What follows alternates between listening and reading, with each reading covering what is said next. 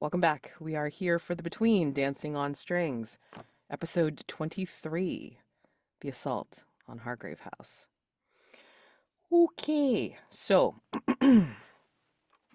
yeah, Mari had let you know that Kemuel's coming, and Kemuel will be bringing friends, we assume. But more importantly, Kemuel will be able to enter the house by virtue of the shadow crown that they wear. Um, with Hattie's connivance, having gotten the crown from the witch's cupboard. Yay. I believe preparations had already begun to try and figure out defenses for Hargrave House. But for this particular segment, as you're making preparations, you're essentially going to, let's see, hmm, this becomes the only active threat through the end of this session, basically. Um, your question that you have to answer, a complexity 6, is how can we defend Hargrave House from La Regina's servants as well as Kemuel? All right. If successful, Kemuel will reveal a mastermind clue in the form of vital information about La Regina's upcoming plans. So this is part of the revised rules for the Between. So this is something new to me, and wish me luck. So we'll see how this goes. It's like it's basically fuck around and find out. Yay! All right. So your job is to resolve the threat by defending Hargrave House and then capturing Kemuel or any of the other servants that Kemuel will bring with them.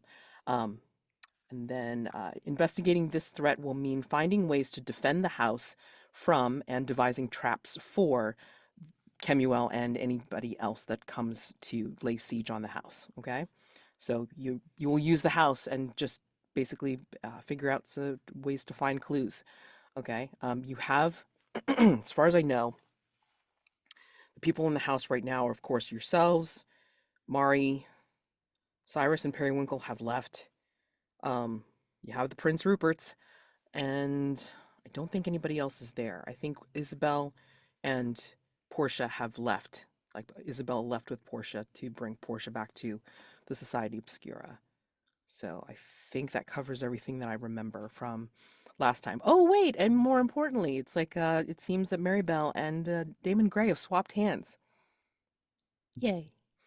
And I believe Treasure has made, oh yes, Treasure has made his way back with Matthew. So, okay. I think I've covered everything, unless somebody remembers something else important. So, yeah. All right. So, what would each one of you like to do for this particular phase? I will correct myself in saying that Mari had said that Kemuel will arrive by daybreak. Timey-wimey, wishy-washy crap. Don't worry about it. Like, basically just we'll take a full cycle, we'll speed up the cycle and just say that by night Kemuel will bring full force upon Hargrave House. So you have day to figure out what you need to do. Okay? So, Well, last time I set up a bunch of barricades. yes. Okay. So we have that done at least. Okay. Um, Okay. I think All right. And then I did give you, and I did say, let's put that in there as like, one of the things because we were in the midst of lots of confusion from last time. So I'm just going to say materials for barricades. Because if I recall correctly, Marybelle was also in the midst of confusing emotions at the time, whether they admit it to themselves or not. So, materials for barricades, breaking down things while talking with Prince Rupert II, and also a clue from speaking with James Allardyce, as well as complicated by the Duke of Blood. So, The clue was shortest point between point A and point B, could be an Hmm. objective reflection like a mirror, in possibly trying to bring folks from the fragrant void to help out with this. So, yeah, What is the complexity of this question? 6. 6. Thank you. Yeah, sorry about that. So put No that in worries. there. 6. Yeah. All right. So, Um, I mean, I know that you were thinking about planning for something like this, but you got sidetracked, Daymond, by trying to bring Cyrus and Periwinkle back to human form. So, So any specific plans? the the thought or the clue that Marybelle found gave me an idea. I may need a hand with it though, as it's going to be a very large item that we need to retrieve and will require just a wee bit of crime. But I believe there was a very large mirror still in Parliament, used by the King in Shadows to broadcast that wicked work across all of London. What could such a contraption do with a little bit of Hargrave House tinkering?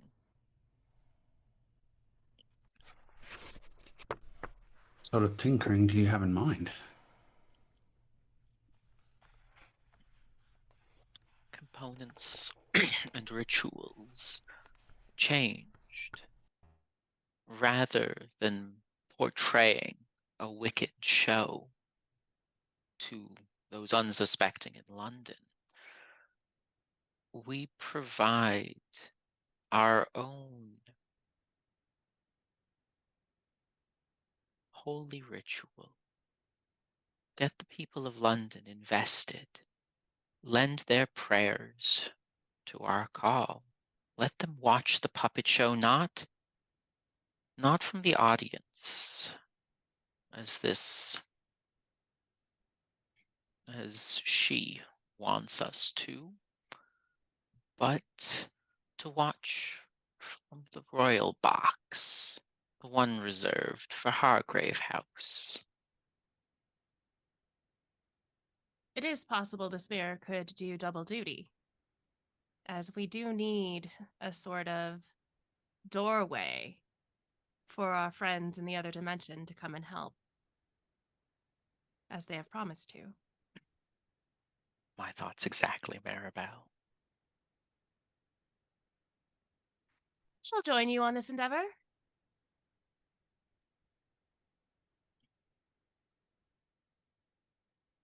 Thank you.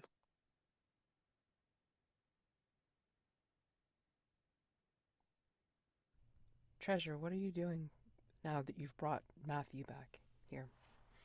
I think that I will, I guess maybe with Matthew in tow, as I'm not sure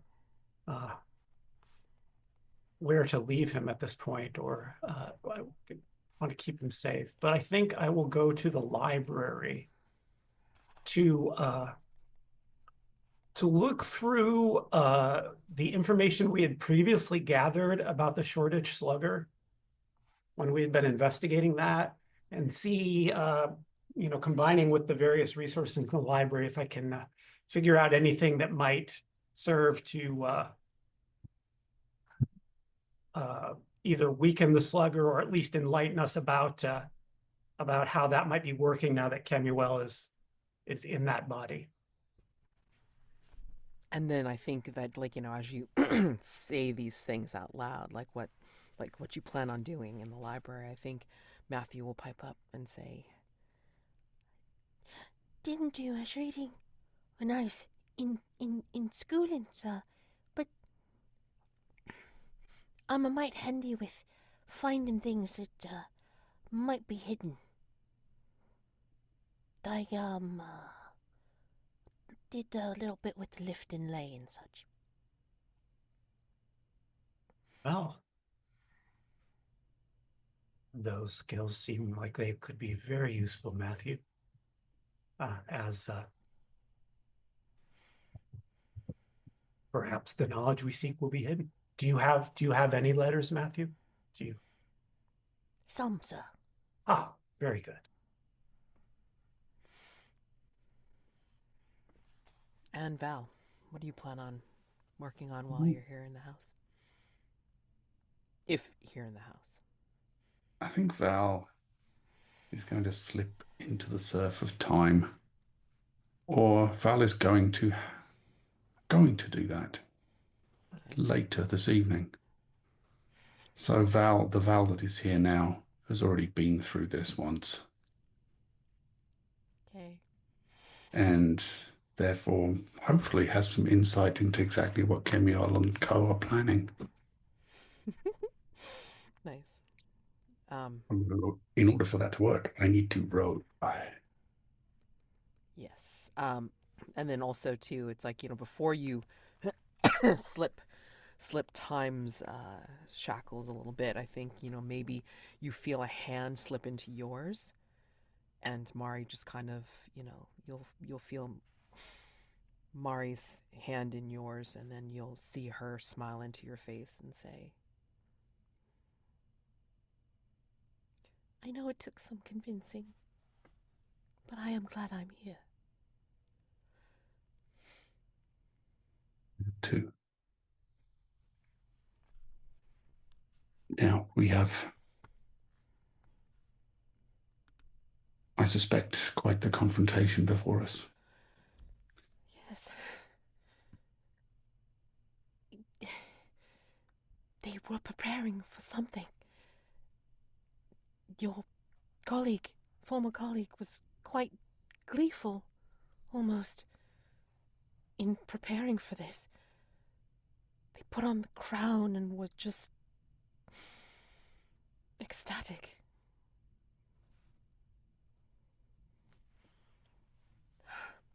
That damned crown. I knew I had to keep it out of his hands.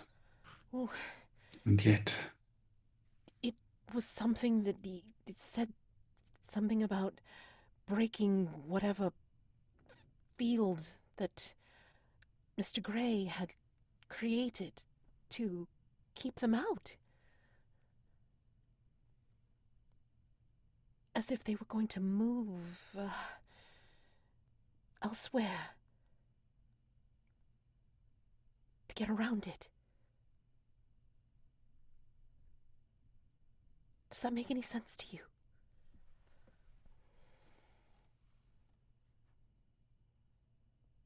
in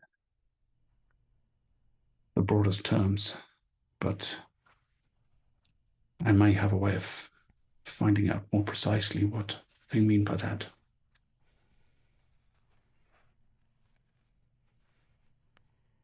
okay. All right. So now that we've established like where people are going to be, all right.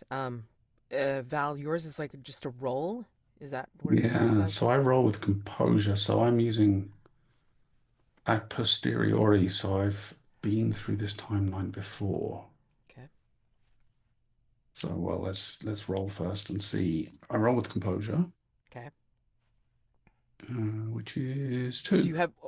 Um, I was going to ask if you had anything that you wanted to add to this, like for advantage, like in your personal quarters.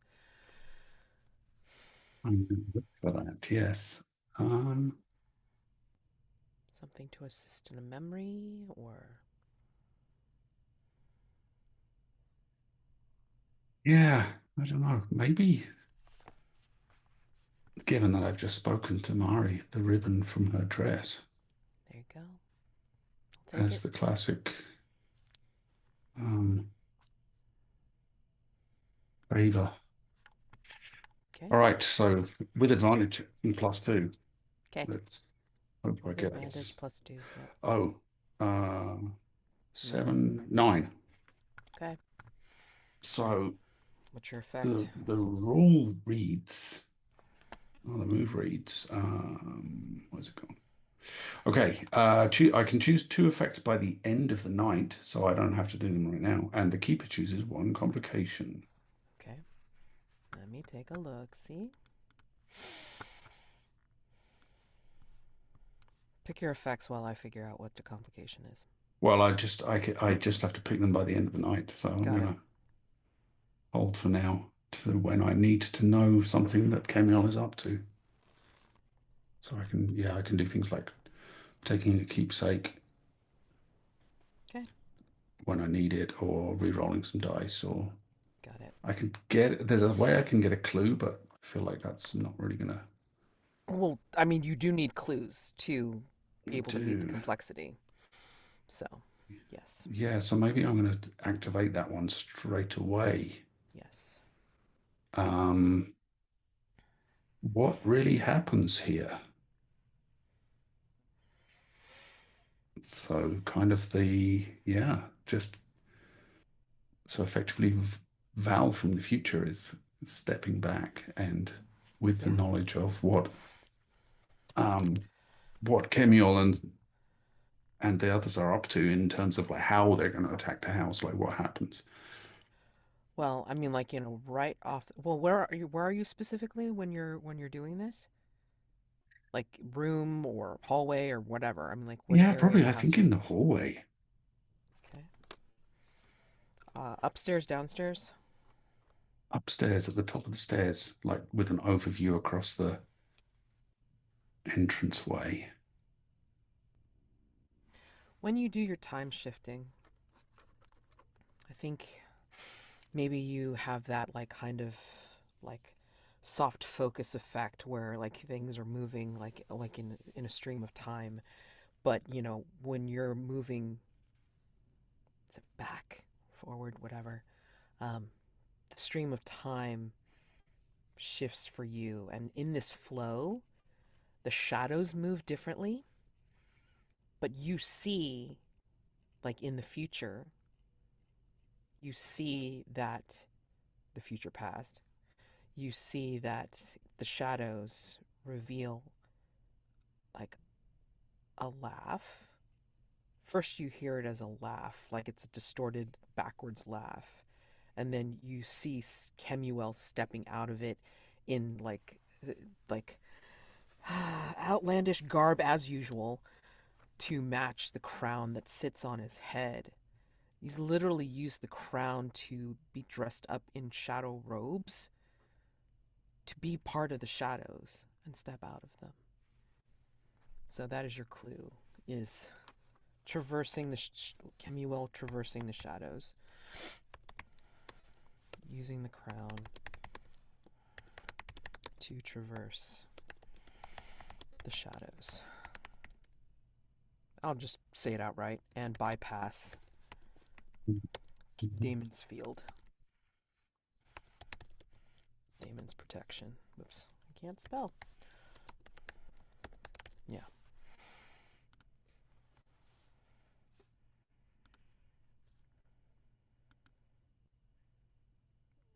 What kind of long-range effects that is, who knows? Because that could also have some kind of term effects for treasure as well. But Oh, he's going to get in. yeah. So, and I I think, think yeah, go ahead. I'll take that information to Mr. Gray. Right. You know what? I'm going to say, though, as you see this and you start to come out of it, in the very peripheral part of your eye, like you see in your very part of the peripheral vision, you see something move quickly. But then as you try to look at it, it disappears. You don't know what it was. At least not yet. Let's cut over to Treasure. Treasure, you're down in the library with Matthew. And yeah, you're like, looking at different books and everything like that. and he's like right at your elbow, like he's trying to help as best as he can, but I mean, like, he's like, what, 9 years old? He's doing his best, but he doesn't really know what he's looking for, and like can't get through the books as easily as you can, you know. And Yeah, I whenever think you were transformed, maybe, I mean, like, like, of course you do have some residual knowledge from Kemuel's, um, years, using you as a as a vehicle. But I mean, even so, I mean, just yeah, Matthew's got nothing on your readership. Um, so instead, I think he's kind of like looking around and just kind of perusing the walls and everything, like looking at the shelving and then just kind of looking at it from an architectural point of view and such. So, yeah, and I'll warn him, Matthew, just mind you stay away from that particular shelf over there. Uh, you don't want to get too close to that one. But Where's that one, otherwise, sir? it's the books on that one don't rest very quietly. So, but you can have the run of the rest of the library. I very much appreciate your help. I understand. Thank you. and then like he'll look at any other wall and shelf except for those. And I'll kind of hold up. I think we had maybe one of the flyers from maybe was there a flyer from Bow Club or something about Yes, yeah. I mean, Dr. I Rogan's think elixir or something. And yes, I'll there just were say, Dr. Rogan's elixir for yeah, sure. Yeah. we're looking for something about this. So if you see these words or this picture, Mm-hmm. cry out. Yes, for sure. Okay. So if you want to roll information move, Yeah. and what have you, I will accept reason for you,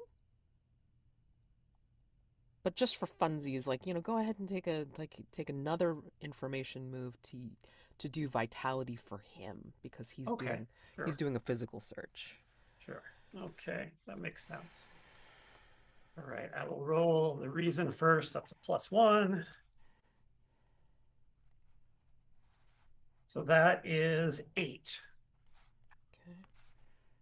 Matthew. All right. And vitality is 2. His didn't turn out so well. Yeah. That's 5. Okay, this could be fun. All right, I love those things. All right, so I think for yours, you're looking through the different stacks and the different books and such, right? Yeah, that and what little we know about the Shoreditch Slugger, kind of trying to cross-reference with anything that might be in the various tomes of Hargrave House. In the preliminary research on the Shoreditch Slugger, I think you remember that there was... Shit, I don't even remember if there was. Hold on. Now that I think about it, hold on. What? 1, 2, 3. Just gotta see which one it says. Nope, that's the wrong one. Okay, hold on. Love letter, tattoo. Okay, so yeah, so for the initial investigation on the Shoreditch Slugger, you remember that there was something about a twisted tree tattoo, and you see this symbol yet again in the research that you're making, and there's a sense of vulnerability about it. Like you come across something that says that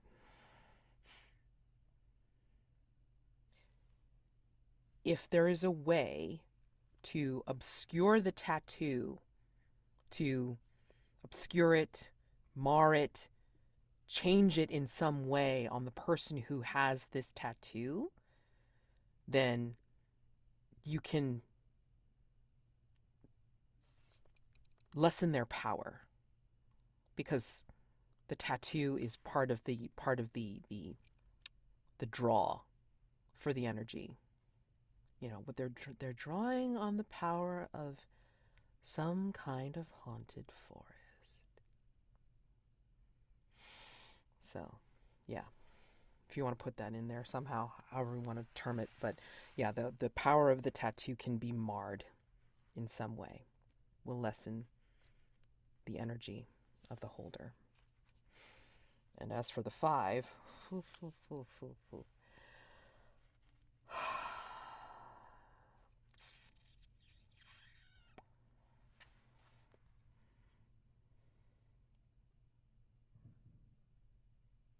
okay, hold on. Let me check safety for a sec.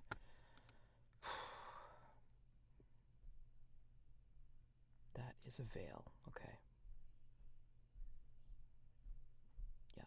And a line for under the age of 13. Yep. So he has a bit of plot armor.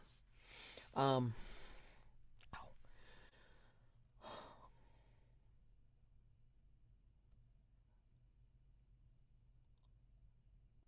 I'm going to say that, he finds something and he starts to say something to you and say, "Oh, this is strange, sir.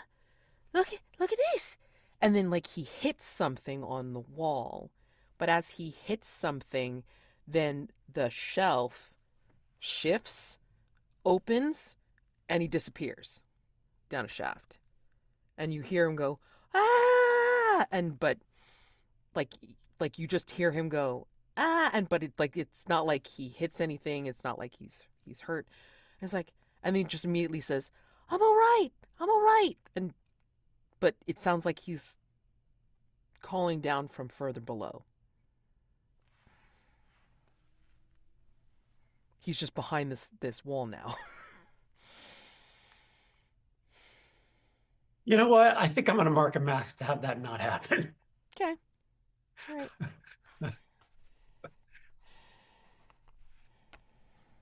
Seven to 9.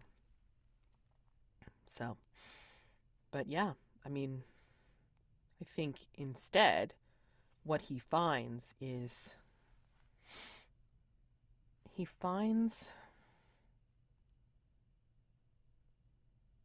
says the same thing. Look here, look what I found, sir. And it's a passageway that leads from the library. And it is a passageway that leads from the library up and over to the back entrance, which essentially shows a bunch of what are, in old castles, murder holes. Things where you can drop things, release substances, all that kind of stuff. But they like run from the like back entrance to the front entrance. So just basically things to trap the regular entrances to Hargrave House. So, and you could put that into the clues.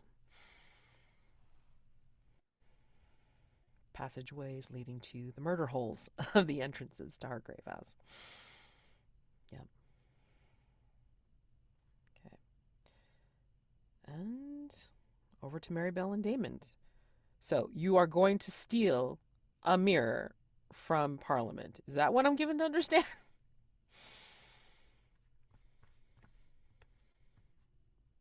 Yes. Borrow the mirror. Borrowing Maybe intends that we forever. intend to return it. It also implies that we're going to ask, and we probably won't. Okay. I would love to hear this plan, even as your entity pretty much says. Are you actually considering this as a good thing?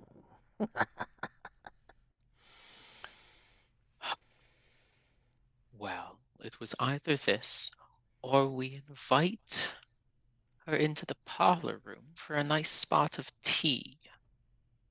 Probably easier.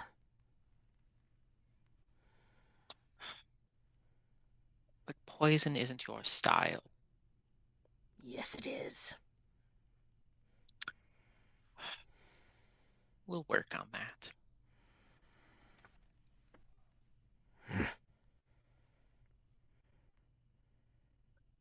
Don't give me that. Some amount of panache is important. That's why the ceremonies, the rituals of mass work.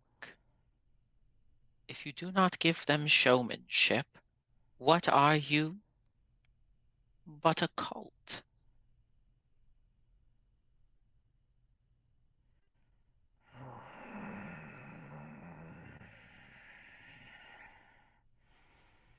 Cults have worked underground for centuries. And I feel like before Daymond can open his mouth to actually speak, Marybelle's hand still attached to his arm just kind of clumps right over his mouth. Anyway, go ahead. I mean, you've reached Parliament, so I would love to hear this plan. Me, the GM. Marybelle, would you let my hand go, please? Marybelle, hand. Okay. If you would please stop muttering to yourself. Very well. We are trying to be stealthy, you remember.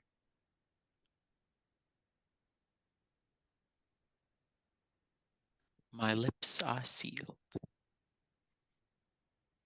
So what is the plan here? Are we to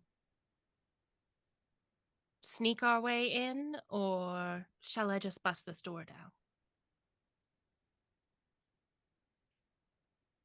Slinking in and busting out seems to be more our style, does it not?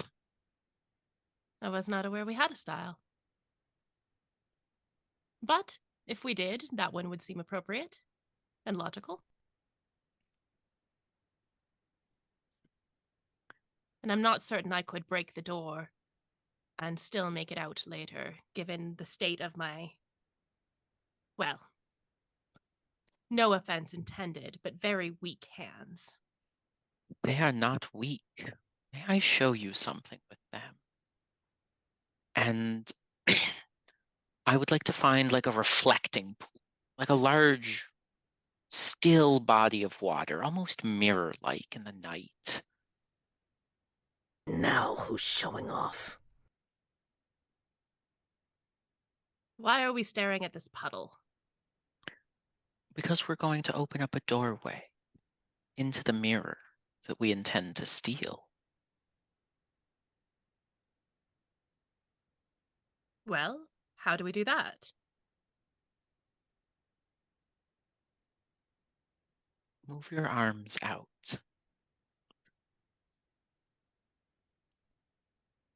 Marybelle does as Gray asks. Do you feel a tingling? Your fingers would be.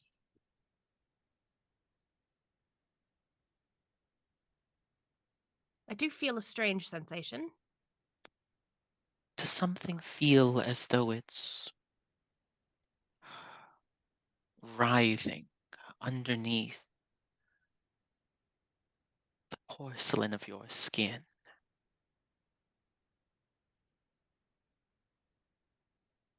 Yes.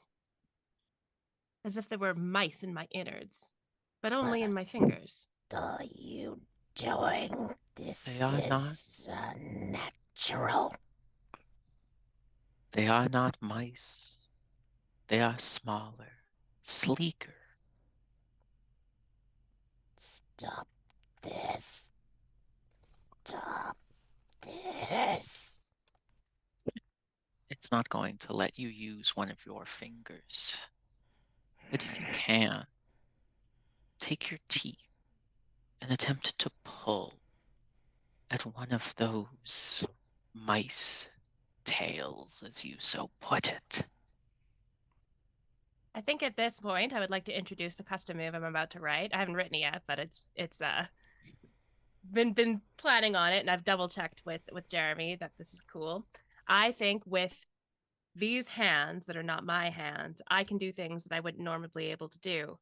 And my hands being on Mr. Gray can use my hands in the way that my hands would normally work as well. This swapperoo. It does mean the standard, like whatever complications or whatever would happen with my hands will happen to Mr. Gray, unfortunately. But the same thing happens with me, where if there's a complication with what I'm trying to do, it would be applicable. So Does that sound okay to everybody? So yeah, Marybelle does take the right hand and starts to sort of almost like search, feeling for something that just feels like it's not skin and bone and flesh, something that feels different, a bump or... Oh, yes, I think I have found it. Is this one of your threads? Yes, be careful. Don't. I was about to tell you not to breathe it in. You don't need that advice.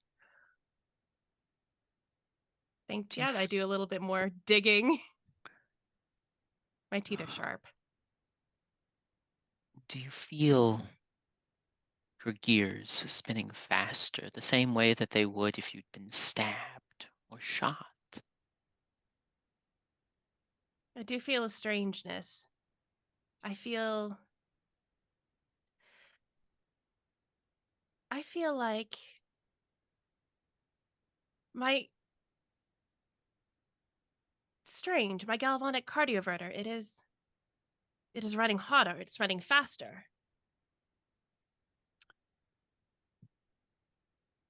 It is in pain. This is how pain feels. One way that it does,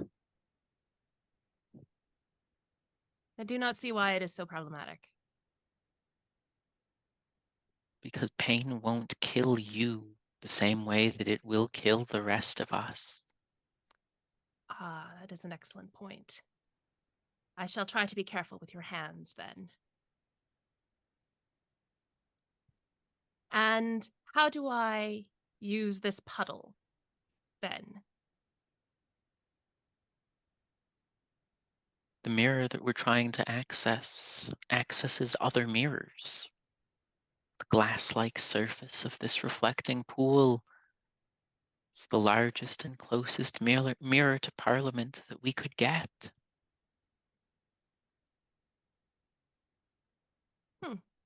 See if your hands can find a doorknob just below the surface of the reflecting pool. And I think I've picked away enough of the skin so that little piece of the thread is sticking out, almost like a sliver. And I reach the hand down into the cold puddle and grasp around until I have to do a roll to see if this works. Yes.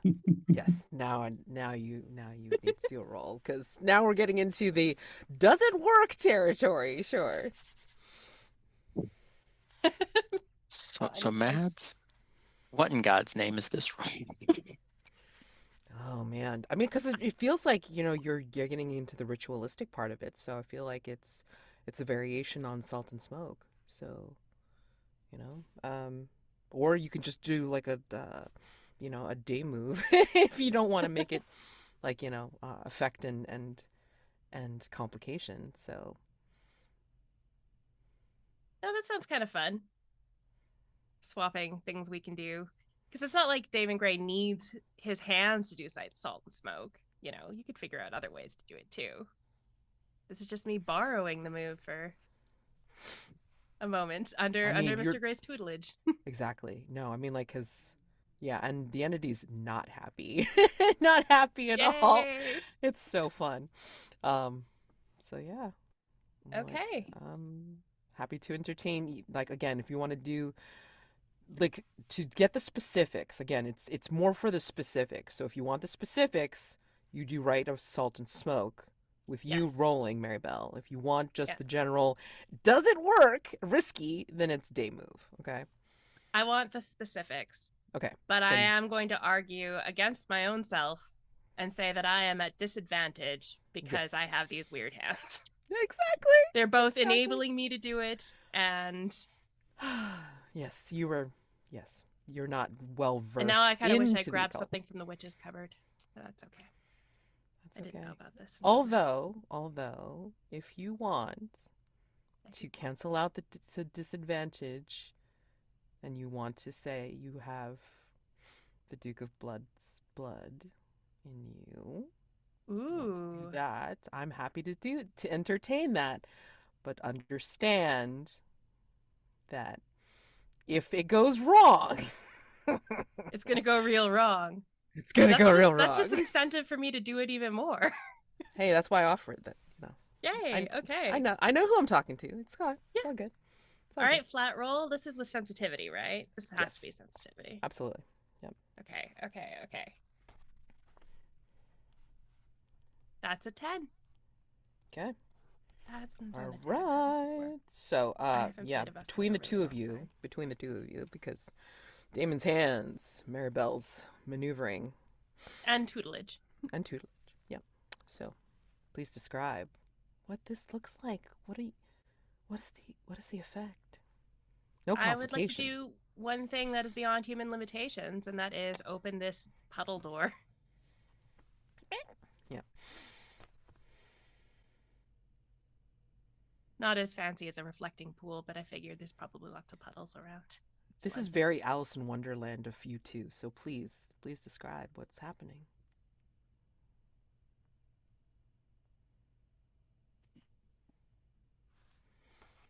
There is a doorknob in this puddle. It's strange because I reached down. It's deep down. The ground is there's no hole there. And yet my hand is going all the way up to my elbow when I grab this. And I don't turn the handle so much as pull. And as I'm pulling it up, it's like I'm pulling the puddle towards us, like a wave.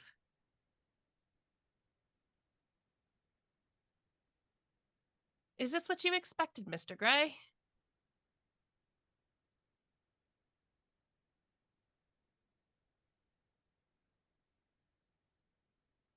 Everything and more. What is she doing? It shouldn't be happening. What is she doing? This is da. Another one. You found me. I've found them. Another one. What It's am I added. supposed to do? No soul. No soul. No fear of losing it.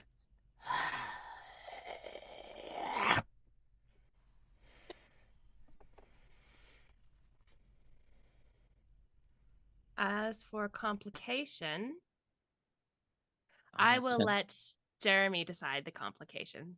On a 10 plus, there isn't one. There isn't? No, not for 10 No. plus.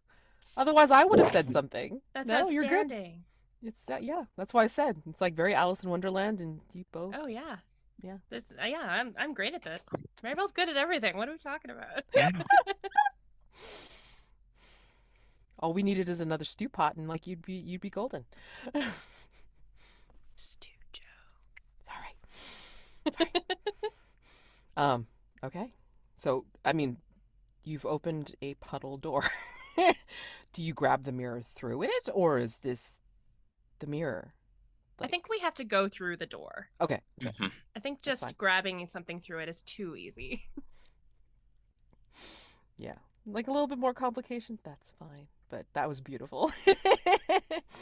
I'm gonna head back to Val as you guys figure out what you end up seeing when you go through the puddle door. Okay. So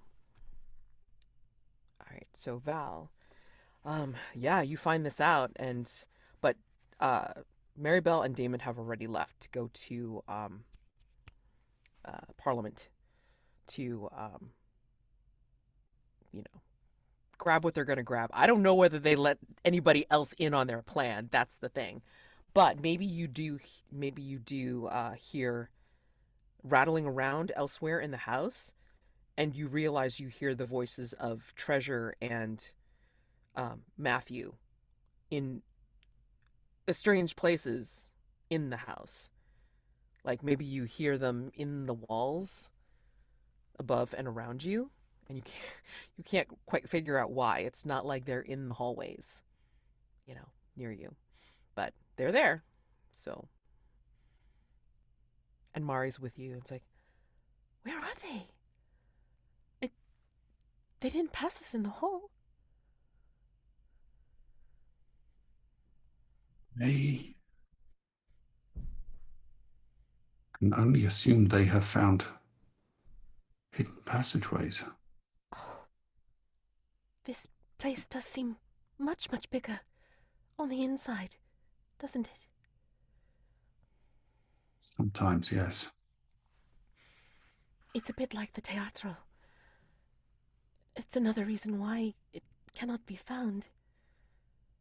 Does this move? I have not known it to. If only.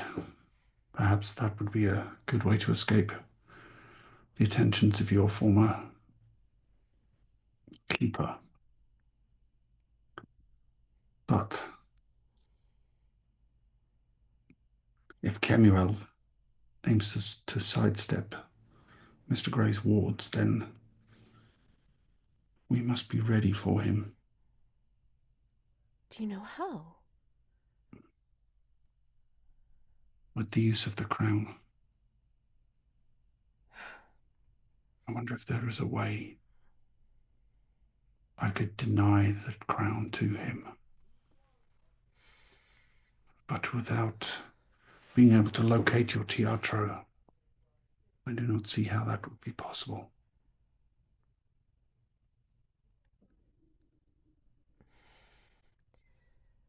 There is one possible way.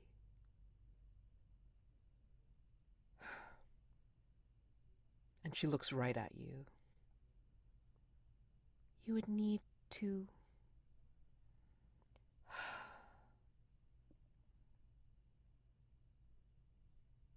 You would need to offer to the owner of the crown. Yellow? Speak to them yourself. Possible, yes, something. Desperate measures indeed, and yet perhaps that is all we have. How could I speak to him? Is he in the teatro? No, but do you have something here?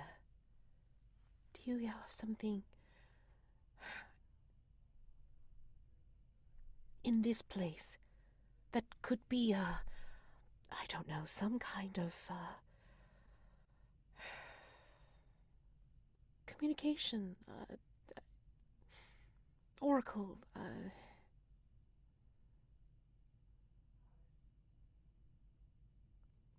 bridge?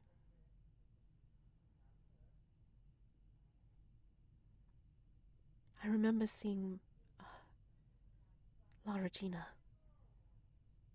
speaking through something like a crystal ball or something. Do you have something like that here in Hargrave If House? anyone does, it would be Mr. Grey. Perhaps we should investigate his cupboard. It's worth a try. If you'd like to try and communicate with something like that being. And yeah, I mean, Yeah, that might be... Is there a... Oh, there's an empty slot in the witch's cupboard. There is one, and whoever takes it is welcome to it. Then perhaps I'll find a crystal ball in there and use it to try and talk to the King in Yellow. okay. See if he can take his crown back. I love chat. Such a bad idea, but so happy about it. I love it.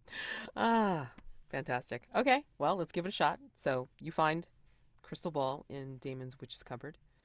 Um, and yeah, I mean, what does it look like to you, Val? I mean, it's not your usual like smooth surface ball, perfect ball or whatever. What is it? I think when Val looks deep within it,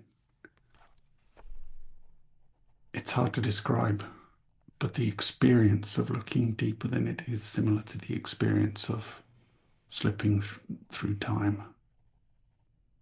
I have some limited ability. What I can do is I can be your anchor.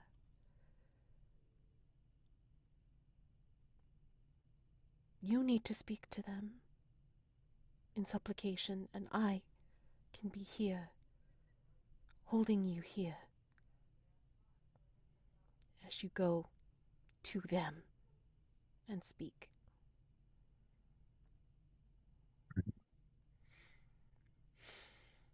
And she will situate you, and then she'll sit across from you with the crystal in the middle.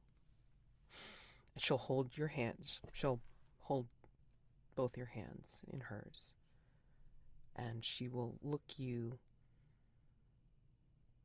in the face as she instructs you to look deep into the crystal and Concentrate on the image of the king that you remember.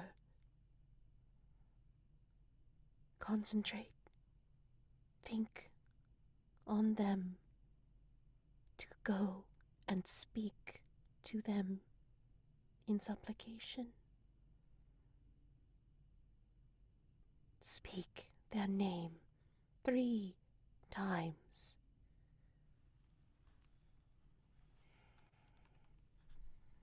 And this is a night move. Sure. I presume it's with sensitivity. Yep. What do I I have think an could idea. go wrong? Well, I'm I think sorry the I thing keep that... making you do these dangerous things, Val. Oh, no. I'm getting myself into it. That's what we're here for. Yep. I think what could go wrong, I mean, the thing that Val fears is that the king in yellow is going to be angry about their interference. Yeah. Yeah. Yeah. I mean, and again, I mean, like, what do you have to offer? Who the hell knows? But I mean, like, the king in yellow could probably just laugh in your face and then just, like, turn you mad and upside down and around in time and, say that you were theirs and never let you come out. So that's what could go wrong. That's worse. So, yeah, regardless of Mari's grounding. Yeah. So. I have an idea that we're trying to get the king's attention. Yes. I have an item.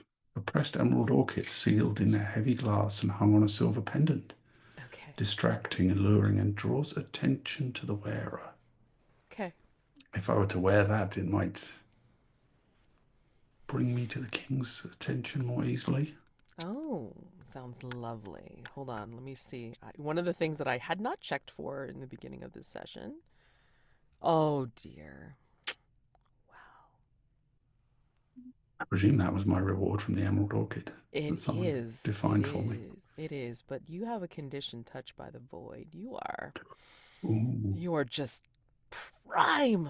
So basically, you are rolling straight with sensitivity. At least it's not disadvantage. No, it's not disadvantage whatsoever. My sensitivity's 1. Okay. Do this. Let's do this. Let's do this. Jesus. 8. Ah, well, it's better than a miss. Okay, great. All right, so sensitivity with a night move. Okay, great. So, tell me. You don't disappear into the void. Right now I'm just turning the light on. It's dark in here. Okay. Oh, come on, the mood. The mood. But yeah, tell me how you succeed in reaching the king, and what you say. I think Val's mind is fixed on that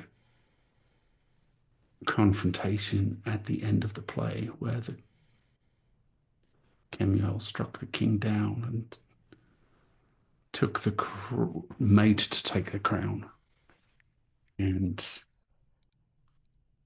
as they call the king's name with the orchid pendant hanging outside their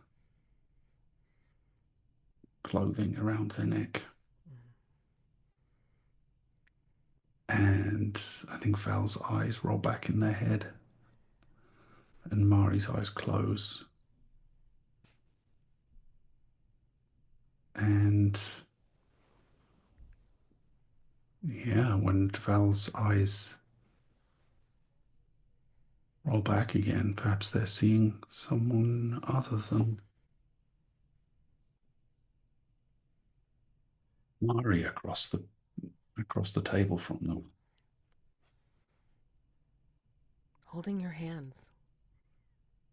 What is the aspect of the king in yellow looking at you? What do they look like? I think they wear something between a mask and a helmet that is almost like a door, with two parts, but it's open. And inside it's just the deepest, blackest void that it's so black it's beyond what we perceive as black.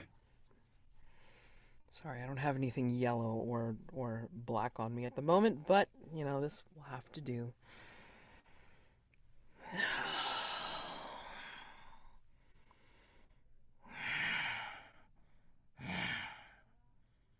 You smell of my brothers.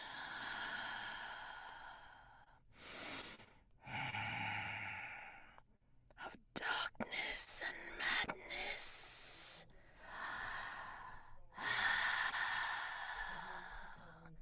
Why do you come here? Why do you come here? I come here in supplication, O King, and to bring tidings to you of the entity that stole your crown.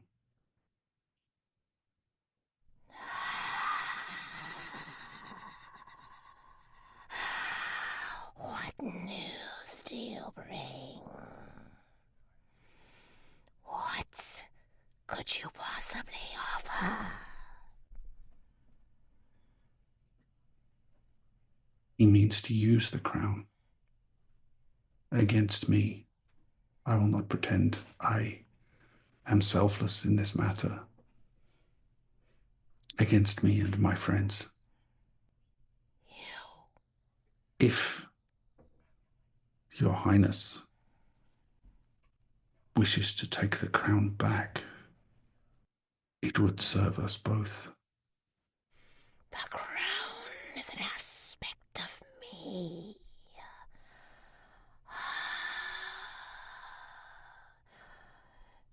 That person has my aspect.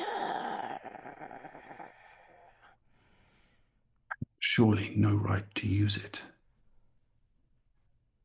No right to use it. No.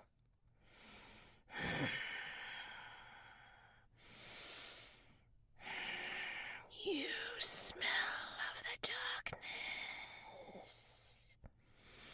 You smell of the void. You have one foot in our realm already. Are you sure you wouldn't want the crown for yourself?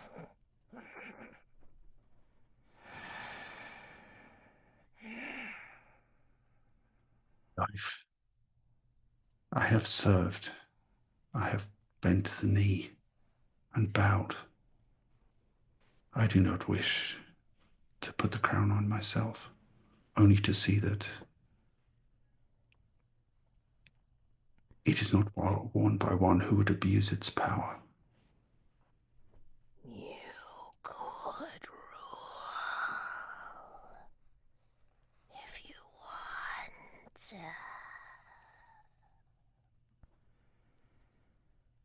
I have no desire to rule. No longer needing to kneel. No longer needing to serve. You could take and love and live the way you want. I have lived a long time, Your Highness, and only in service do I find meaning in that long life.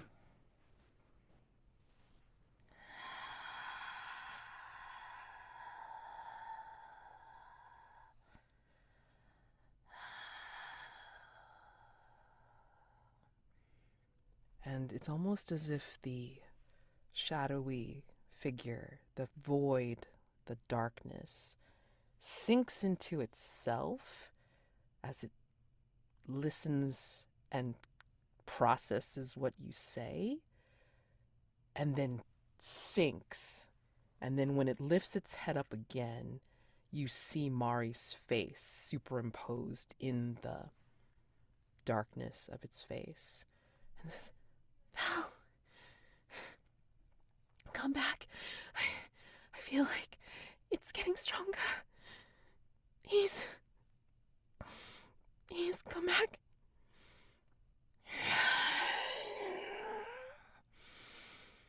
What would you have me do?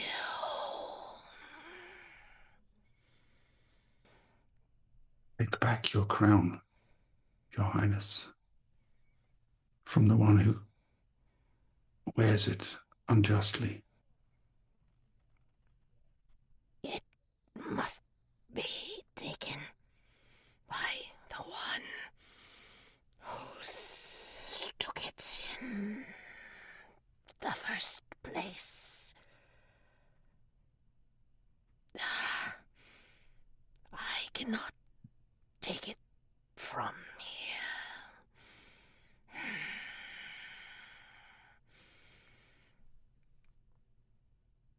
Bring it back here, and I will take it from the lesser being.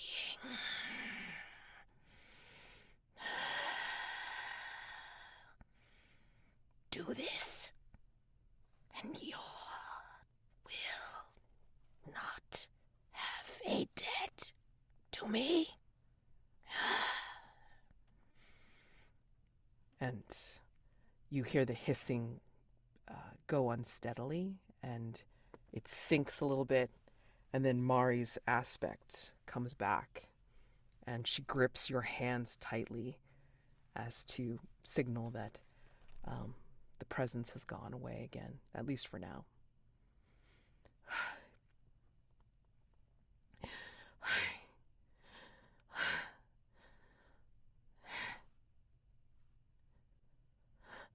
feel like this king is still in the shadows. Somewhere lurking. They're not gone, are they? What are they going to do? The king can take the crown back. But only if I retrieve it first. And that, of course, What? I know what I need to do.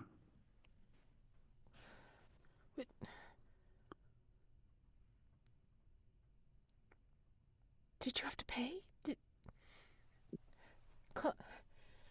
Entities like that usually extract a price. What did you have to pay? The king claims to be satisfied with the return of his crown, but... And Val gives a little chuckle and says, I was about to say there is no time to lose, but time may be our ally here. And what I want to do,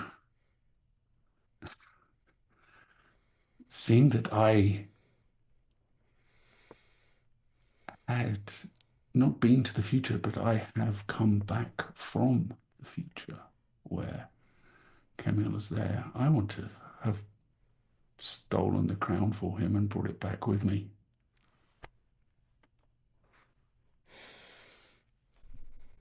Is that the second of your doodads? Yeah, if you'll allow it. Because it does say I can bring a keepsake back. You can. Oh man, but I'm going to require a night move on that because that is risky as fuck. That is risky as fuck. That seems only fair. I mean, I'll take. I mean, it is sensitivity, but I mean, I will take vitality because again, you gotta. Yeah, you. Goes the same. Not outright fight, but I mean, just yeah. Got to do it quickly or. We can go on items here. Do I have anything? I mean, I'll like because.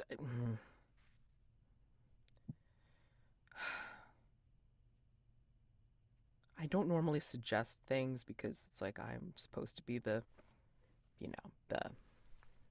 observant, the objective keeper and all that kind of shit. But I'm going to say like, for fictional positioning and shit, I mean like, he gonna notice if the crown's off of his head. So you need to kind of replace it somehow. I don't know.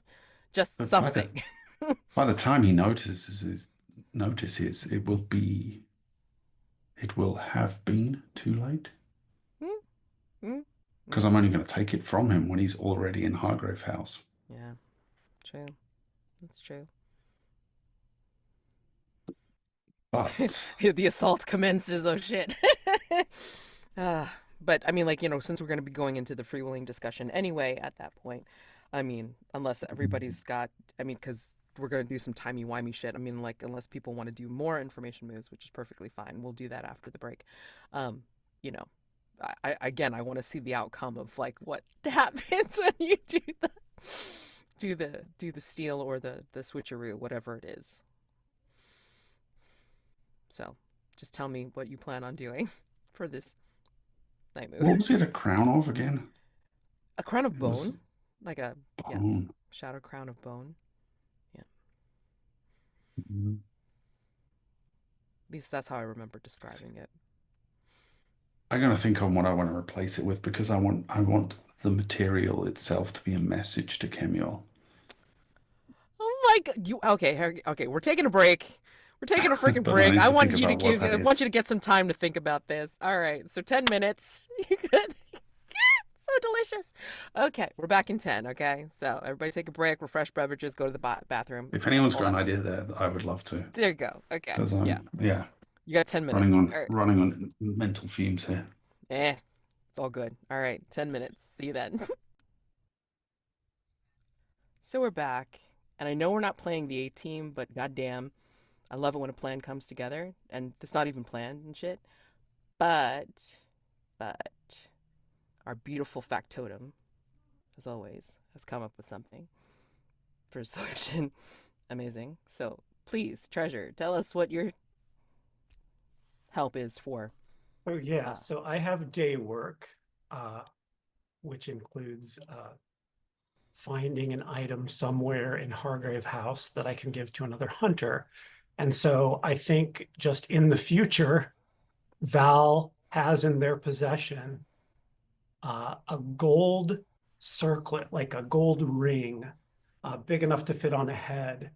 And it looks like It's hard to tell, but it's engraved with, maybe engraved. There are eyes sort of burnished or imprinted all around it. And yeah, so that is in Val's inventory. And granted, even though the assault works like the siege in El Paso, and there is no true dusk phase in it, we don't care. It's timey-wimey, and the Errant has all sorts of timey-wimey B shit in in their arsenal, so that's what we're going with. Because we're fucking around and finding out. It's all good. All right, yay. So, that is what you have to play Switchy Witchy with the Shadow Crown. All If right. anyone wants to get mad at us over the rules, I don't know, just Jason would say it's fine. In fact, you know what? Just fight Jason Cordova. How's that? We'll put it on him. He said it was okay. I talked with him. Jason said it was fine, so Yeah, he said it was fine. It's all good. It's all good. But yes. Anyway, okay. So, yeah, that's what you got.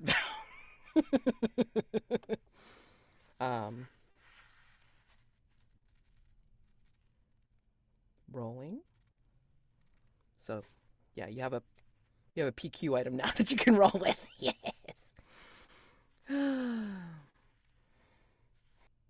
Oh, Val, did you freeze? No, I'm here. Yeah. Sorry. that's the second time somebody asked you this week. Yeah, I'm somebody just asked you very if you were still. frozen, and you're just super, super still. That happened in our game on Friday. Oh my right? god, it's so Was funny. that Friday? Saturday, yeah. Saturday, yeah. Yep. We play a lot of games together. Okay. Well, anyway. Yeah. So it was your 8, right? Or was that the previous roll for the other thing? Same result, yeah. One was an 8 and one was a 9. I forget which was which. Okay. No, that's fine. Okay. So basically, yeah, guess you swap it fine. So you've got the Shadow Crown. Oh my gosh. Amazing. All right. So, I mean, flipping back to the others.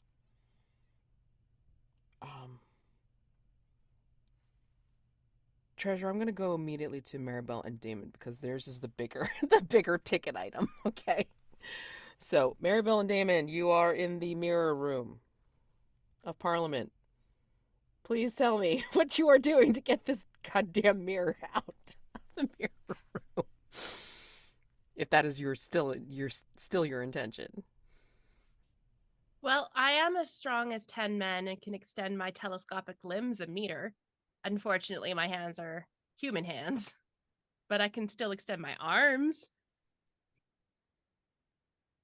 And Maribel's fingers make for nice screwdrivers to remove said mirror from the walls or to remove the eyes from those who may be watching. We go I with never tried plan that. We go with plan A of remove the mirror from the wall and Marybelle carries it out. Violence is plan B. Okay. Well, let's call this a day move. Jesus. With composure. To try to do this as easily and as sneakily as possible-ish. Mr. Gray, I do believe you should take the lead on this one. Absolutely. And Daymond will start by attempting to pull like the finger tip off to expose a screwdriver. That not working, move to the next one. Marybelle, is there a screwdriver amongst these? Just push the finger in, it'll take the shape. Push the finger in. It probably clicks once, but he keeps pushing, not knowing. No. Just have to do it once. It's very easy to use. This is not complicated. I think it would click once to get a screwdriver. Yes, now just push it into whatever different? you need to.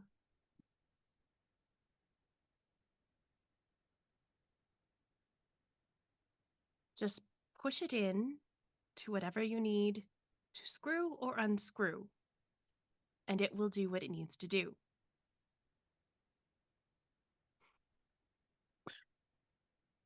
Daymond will pause, making a mental note of the language you've chosen to use. Not so easy, is it? Not so easy. And begin to undo the mirror as the voices in his head cajole him into darker thoughts. You could have fun with this. And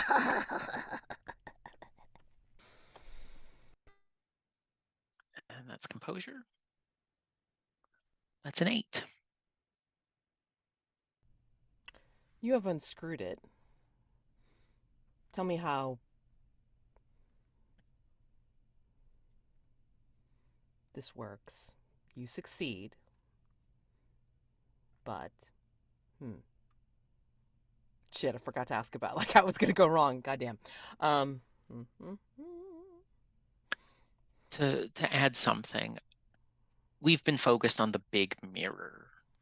I imagine that there are other smaller mirrors that are needed that will get left behind, and we'll likely have to make do with whatever stockpile of silver mirrors that Kemuel left behind. So I would imagine what goes wrong is that we've missed the fact that we actually need all of the mirrors in focusing on the big ticket item. Yeah. Sounds good. Sure. But yeah. So you get it out. And I'm just going to end with the After all that, how in the 9 hells do you plan on getting the big-ass thing home? Have you heard of this invention called the wheel? And it's just the black and white image in the moonlight, cat thieves, of just 2 people rolling a big ass mirror through the streets of London, like black silhouetted through the moonlight, reflecting off the dome at reflecting off the mirror at an odd angle, and it's just the 2 of us pushing this giant mirror, as unstealthily as can be.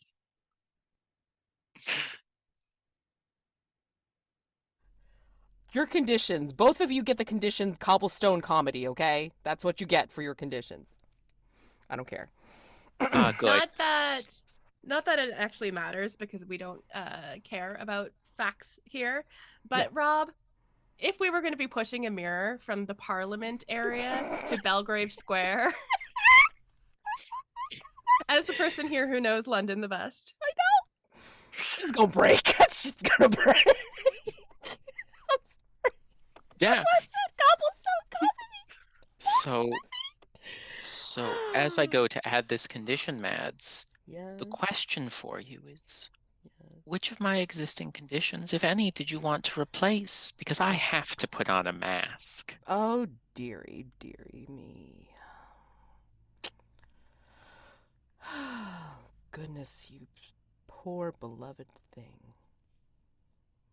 Bare arms. Yeah, go ahead and replace bare arms. Not quite so much anymore, that's for sure.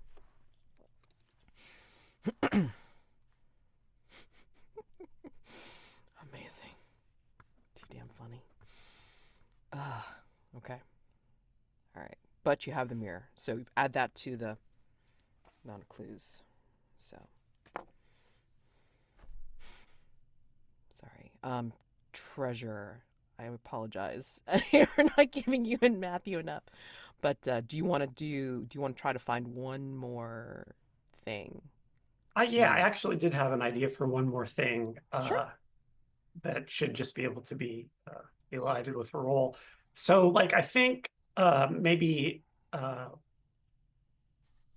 Matthew and I are coming back out of the passageway to the murder holes back into the library.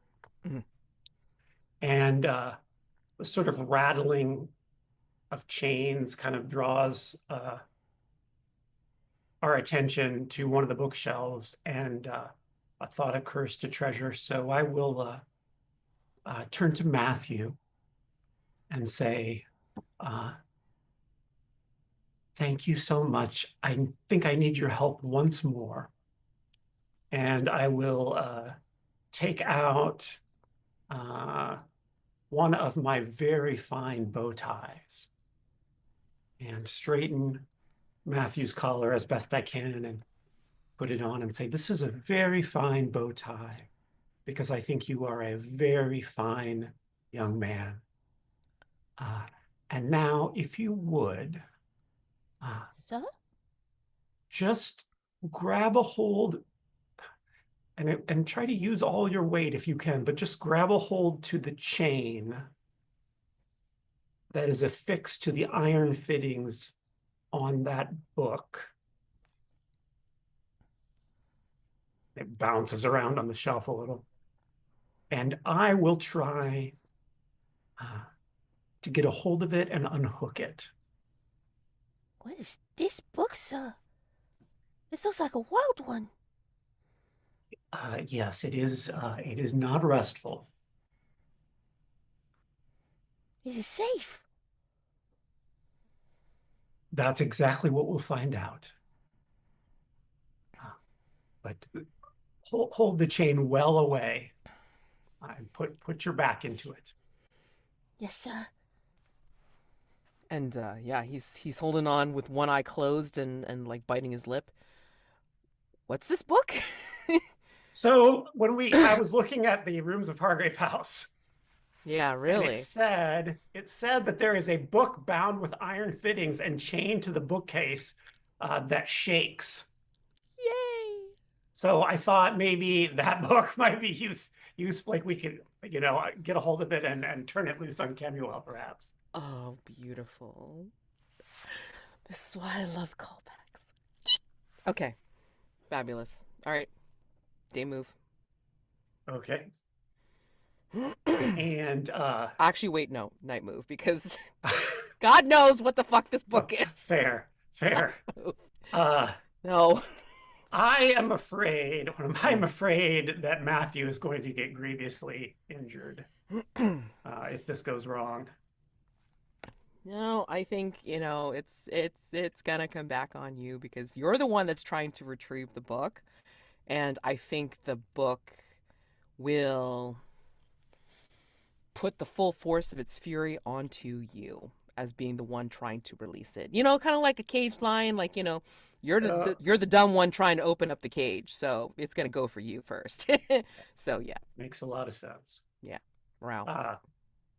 Can I mark the very fine bow tie with the notion that it inspired Matthew to really, really put his effort into holding that chain? Sure.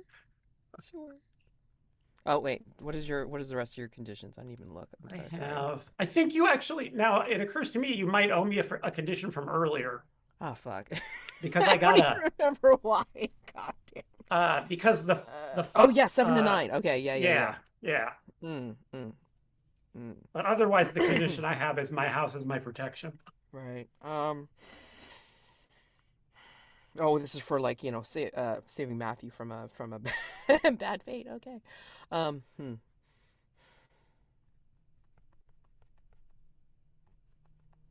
Crap a doodle do. Why am I bad at this? Yeah,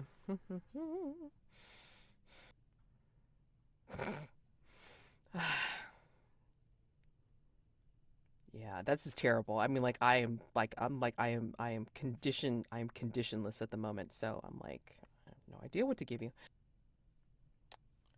What's the word?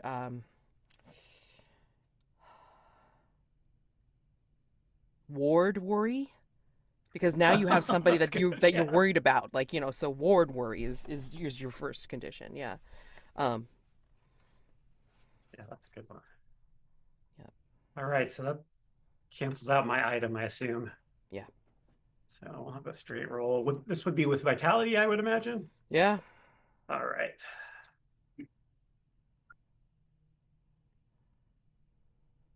That's a 10. Oh, okay. 8 on the dice and 2 for my vitality. There you go. All right. Getting this book. All right. Tell me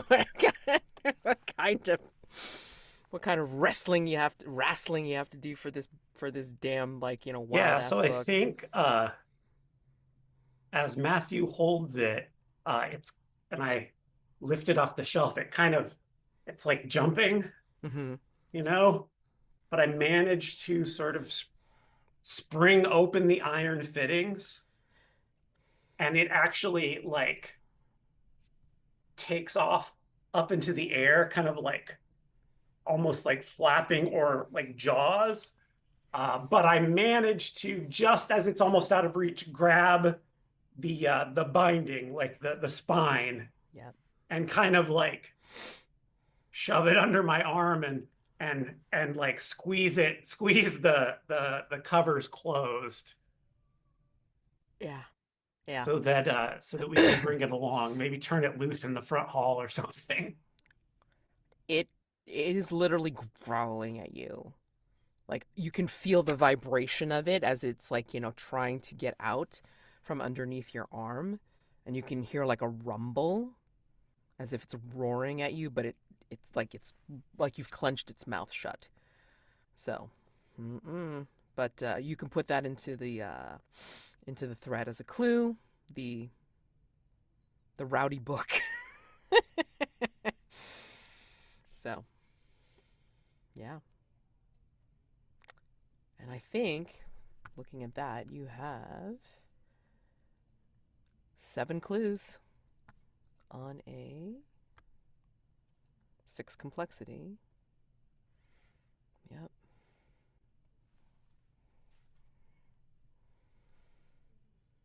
Could have sworn there was more. Hold on. We were missing the... Oh no, because it was like the it was on night moves, right? Because you wanted to just make sure that you stole the crown away from Kemuel to make sure that he didn't get that back. You just know that he's using the crown. Okay, all right. So I think you have all the clues that you need. Just if you use them all, then you get like a +1 for the assault. So yeah, just have to answer the question. How can we defend Hargrave House from Kemuel using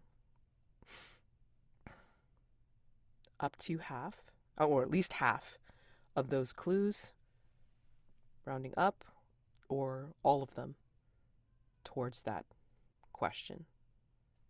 So, all right.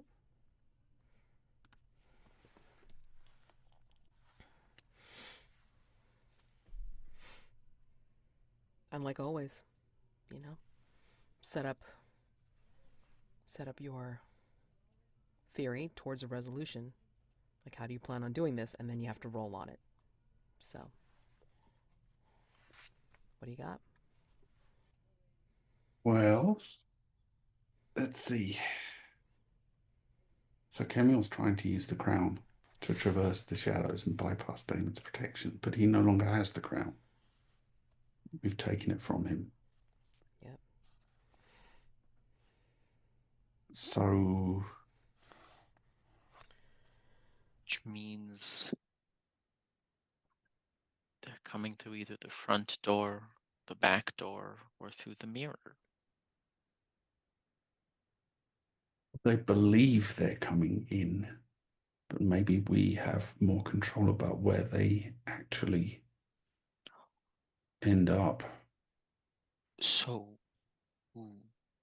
we put them right under a murder hole, barricaded in. Well, you can use the barricade materials, to do a gauntlet if you want, to try to, force them to go in a particular direction, right? So you just have to choose what area you want them to go in, right? So what do you want to do? It feels like we want to get them down that passageway to the murder holes. Okay. What are we going to tip on his head when when he's down there. And the murder holes are at the front and the back entrances, so you just have to decide one or both. And you can always add to this. It's not like you had to have the particular specific clue, like, like we needed to raid the kitchen and then see what we had to douse, right? I mean, like, like you can add to the particular clues. So you're going to use the murder hole clue, then just go ahead and say, like, what do you find that you're going to use? We don't douse them in anything other than ordinary glue. We then drop strings upon them and take the puppets away from the puppet master. So we use the murder holes not to murder, but to line up our own marionettes and a mirror for which to watch the show from a safe distance. Just as a thought. I have a little twist on that. Okay. So we lead them into the murder hole, Mm-hmm.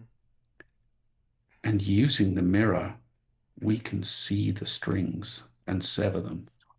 Oh, that's great. That's great. And I suppose if we drop something to shred those strings, it would also mar the tattoo prominently displayed on the slugger's shoulder. Perhaps the Duke of Blood could maybe pull some stuff into the other world for us too.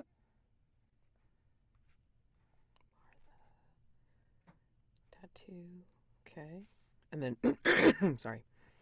Duke of Blood. Pull into. So it's not ticking things here. So, oh no, wait. Let's go as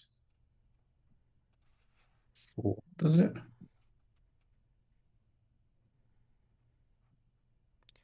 So what are you planning on dropping onto the Well, I was thinking more that if we're just above them in the murder holes, yeah.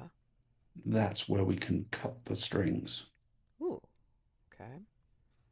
Yeah, what if one of the But we could holes is trust. like a slit, Okay. and that rowdy book is like wedged in there so that we can push it out across to go across the strings? I love this. Oh my god, sorry. Okay. But what will you use to mar the twisted tree tattoo? That's a mouthful, jeez. I mean, nothing about this plan requires Daymond to be attached to his hands.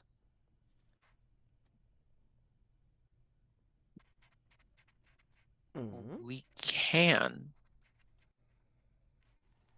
scar skin and flesh with hands that are not attached to ourselves. It will make some other rituals a little more interesting, but Okay. I will accept that. Okay. I wonder if one of Marybelle's fingers is a tattoo gun. Or a lighter. I don't Oh. know. I might... Ooh, a lighter'd also be... Yeah. Okay. Are you using the shortest point clue? I think I'm going to use the shortest point clue. I think I'm going to use the idea of the shortest point from A to B, like the crow's flying thing, was from James Allardyce about trying to get the people trying to get the Duke of Blood over to help us. So I think I'm going to, now that I know how to do it, I'm going to grab something from the witch's cupboard and perform a ritual. We're just Okay. going to switch powers for a little while. Oh my god. Totally fine and not going to be dangerous or bad. Well, we'll find out. Like, so depending on the role, we'll see how risky this is. Oh, I think what I'm going to do is because there's candles. There's lots and lots of candles in the witch's cupboard. Yep. And one of the things we were worried about, not just the crown of shadow, but the cloak of shadow that Val had told us about. And if there are lots and lots and lots of candles, there's not a lot of places for shadows to hide. Mechanical question about the witch's cupboard. Can the same item be taken twice? Question. Because I have already taken candles once. I'm good. Okay. It is the siege after all. It is the Hey. assault. And again, you have plenty of candles, so it's fine. So like, yeah, it's candles. It's even if I don't get them from the witch's cupboard. She raided the local candlestick maker. Yeah, I just stopped in. Well, since we decided in chat that we were trying to figure out how long it would take somebody to steal a mirror from Parliament and get it back to Belgrave Square, and apparently the walk is about 32 minutes, but it might be a little bit shorter if you cut through the palace grounds. Rob warned us that there's a big wall, but I figure I can just jump over that. So maybe I just steal a bunch of palace candles on my way.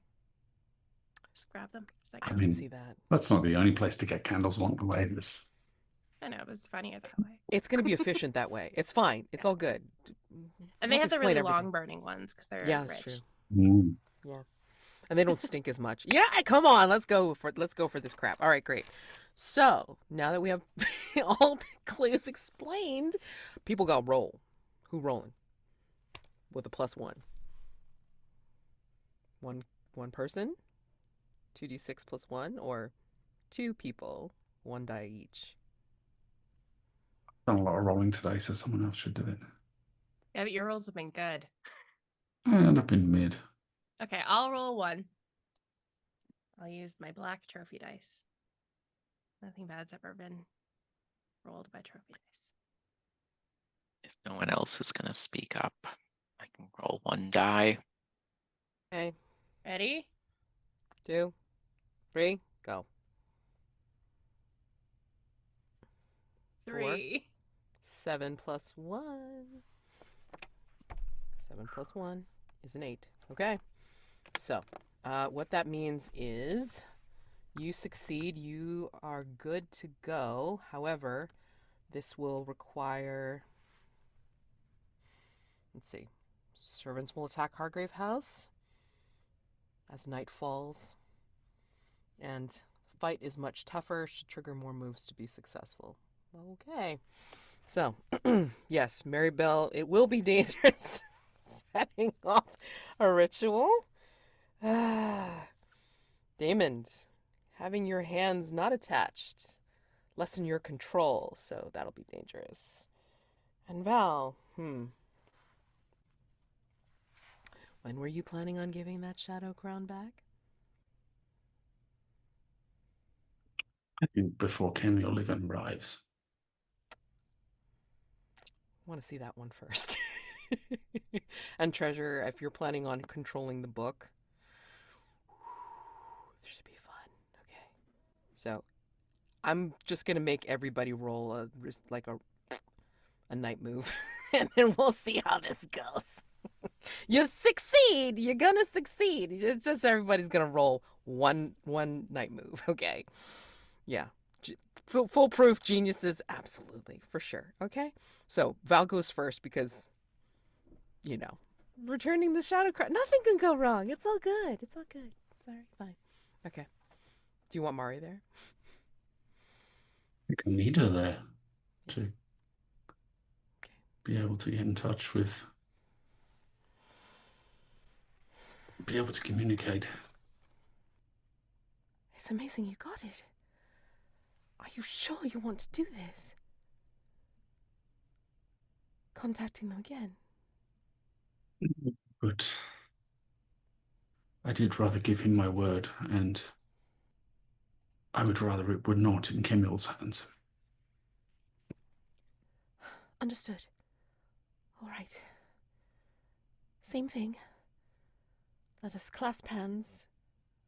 You concentrate on the most recent time speaking to the king, and speak their name 3 times. And... Do I make you roll now? Nah, let's make you roll now. So, night move. How do you think this is gonna go? Like, what do you think will go wrong? Not getting to him, but in talking to him. That it's that he's lied to me, and he takes the crown and uses it against me. He punishes me for having taken it in the first place. Because you did shoot him through the eye, yeah? I thought you did. And took the crown to make sure Kemuel didn't get it, yeah. Exactly. Yeah. The way it's worse, the way it's much worse. You kept refusing him. I think he's going to put the crown on your head.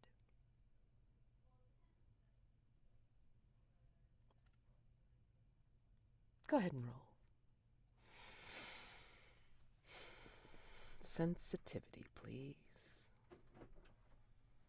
Unless you want to parlay something else. That's the only thing that makes sense. Does the crown give me advantage? Or cancel out the disadvantage from touched by the void? Yeah, cancels out his advantage because it's his crown.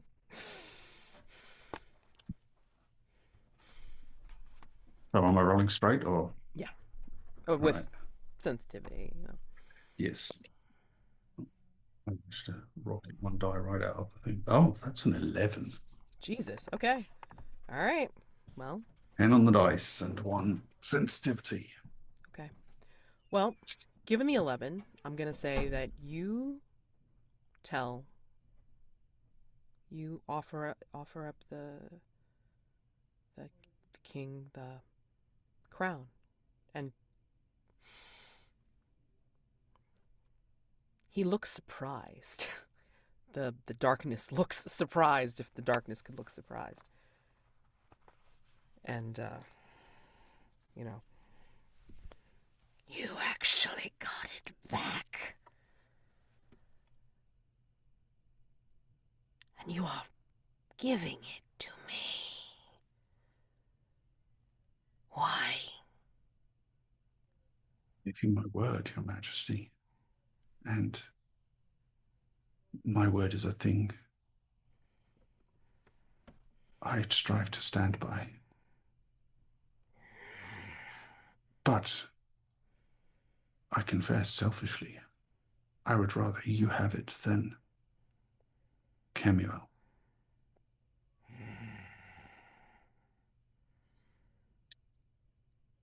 Mad that you don't want power for yourself. I don't understand. Why would you not want the power to use against your enemy? The power they would have used against you. I have seen the power they had, and I do not believe it brought them much to be grateful for.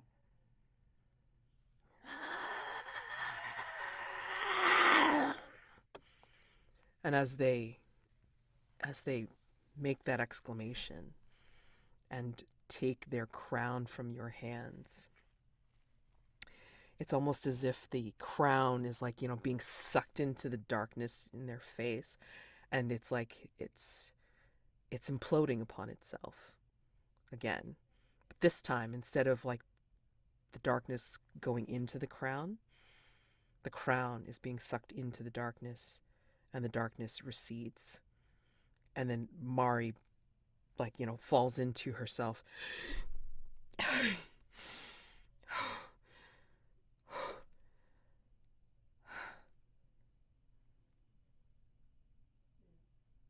It's no longer here. did you do? I gave it back. How did you resist? I've never heard of anyone doing that before. You are... I don't know that I have an explanation for that. You are a strange power unto yourself, Valentine. And she had not let go of your hands. And in fact, she clutches them even harder than before and gives you a sad smile. We will cut over to... who next? Oh boy. All right. So, I think you hear... let's see. The setup for the mirror is what now?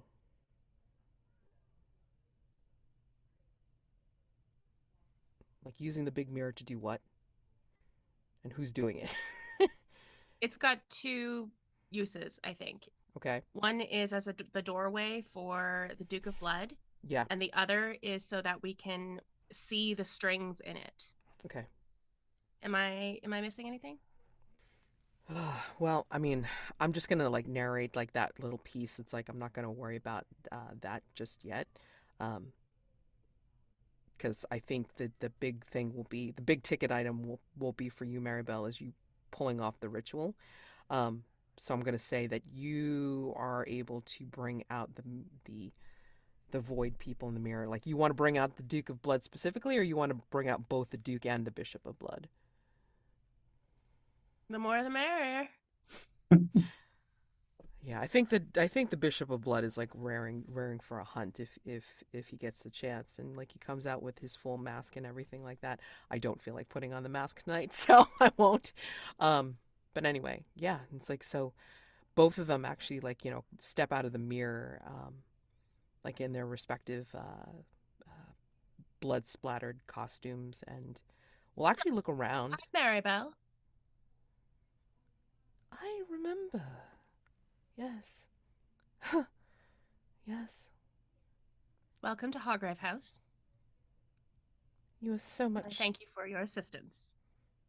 You're so much nicer looking as a human, regardless of how you felt about us soft things. I tuck my hands behind my back. Oh, this drafty old rat hole hasn't changed one bit, has it? And the Bishop of Blood looks around and says, Oh, I don't know.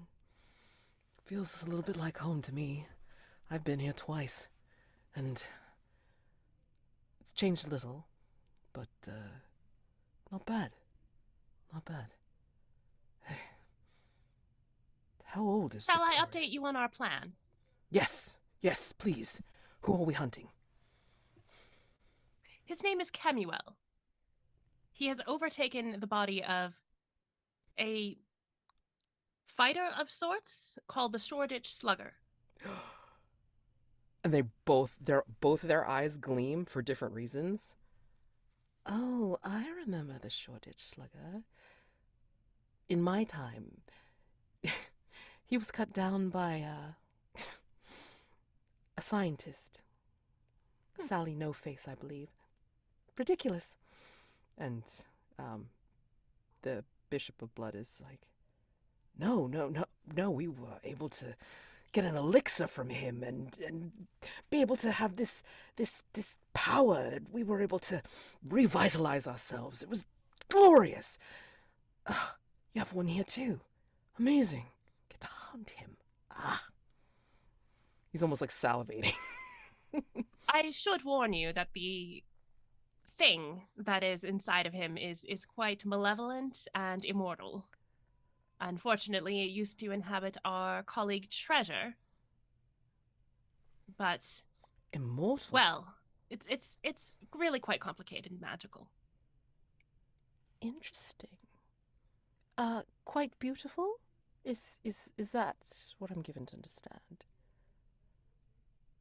Treasure is, yes. Ah. Or so I've heard. I've run into one of those. Rather soft. At least in my time.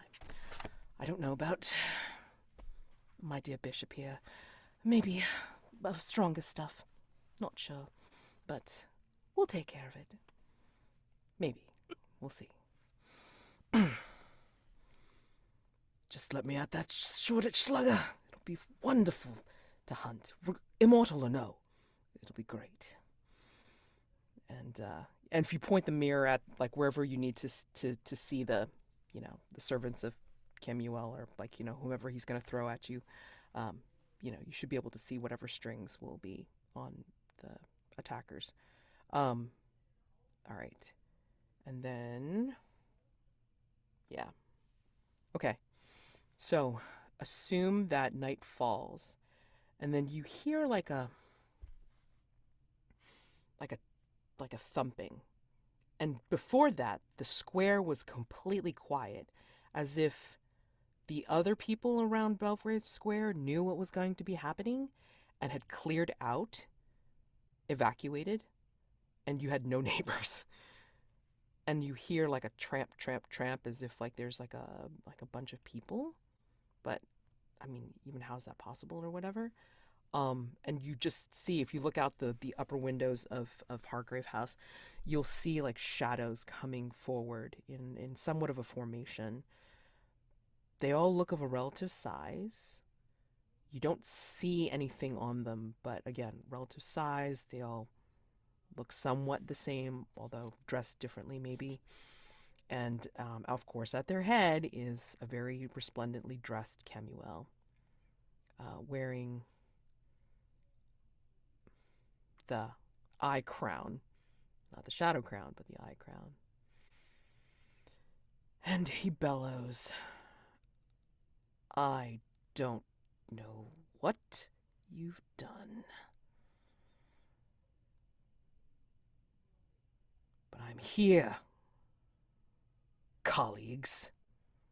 I'm here to come back and take Hargrave House for myself and La Regina." And then there's like torchlight, because like some of the crew are like, having like torches, and you see like cowering behind him, you see, I think, Hattie in her dark veils and such. And then when you like, in the periphery, you do see like, what looks like familiar people for some reason. And you do see something that looks like familiar, as if you're seeing the gleam of white hair and a burgundy suit. As if there's someone that looks like Daymond Grey in this crowd behind Kemuel.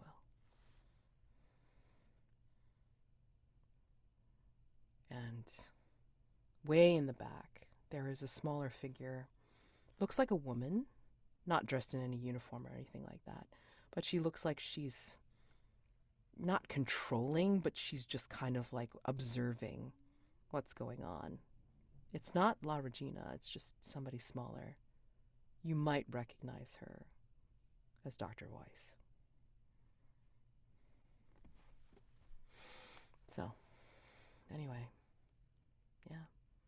And those people, if you can call them people, start to come to the front. And some are sent to the back. And they start to bang on the doors and start to break down the doors of Hargrave House. Yep. So, okay. So each in turn, everybody gets a night move. Who wants to go first? Daymond with the unattached hands, Marybelle with the ritual, or Treasure with the rowdy book? What do you want to do? I'll go first. Okay. I feel like if we can clear out a bunch of them with our help from our friends, that would be more for, I feel like kind of tanking it at the beginning. Sure. And this is just a straight roll Hmm? with its sensitivity since it's a ritual. And is this a night move? Yes, everybody's doing a night, like one night move, because this is difficult. What I'm afraid is going to happen is that the barricades will not hold. Yeah. And we will be swarmed before the Duke or Bishop of Blood can do anything to help us sort of lower their numbers. Yep. Okay. Basically, the way it's worse is that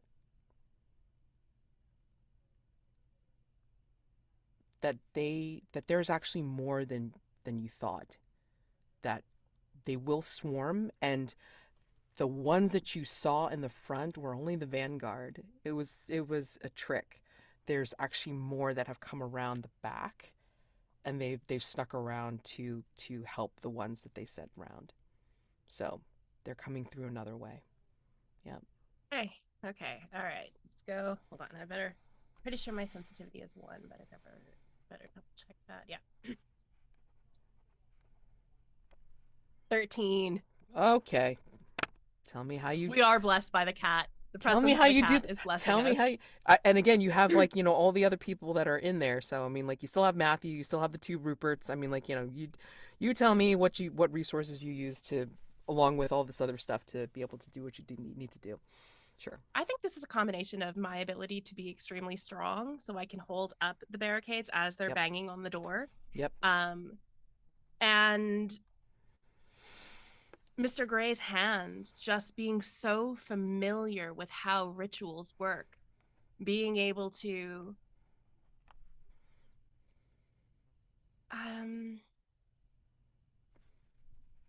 perhaps, I think, pull on the strings in a way that some of the blood that is still in this hand drops to the floor in a specific symbol, in a shape.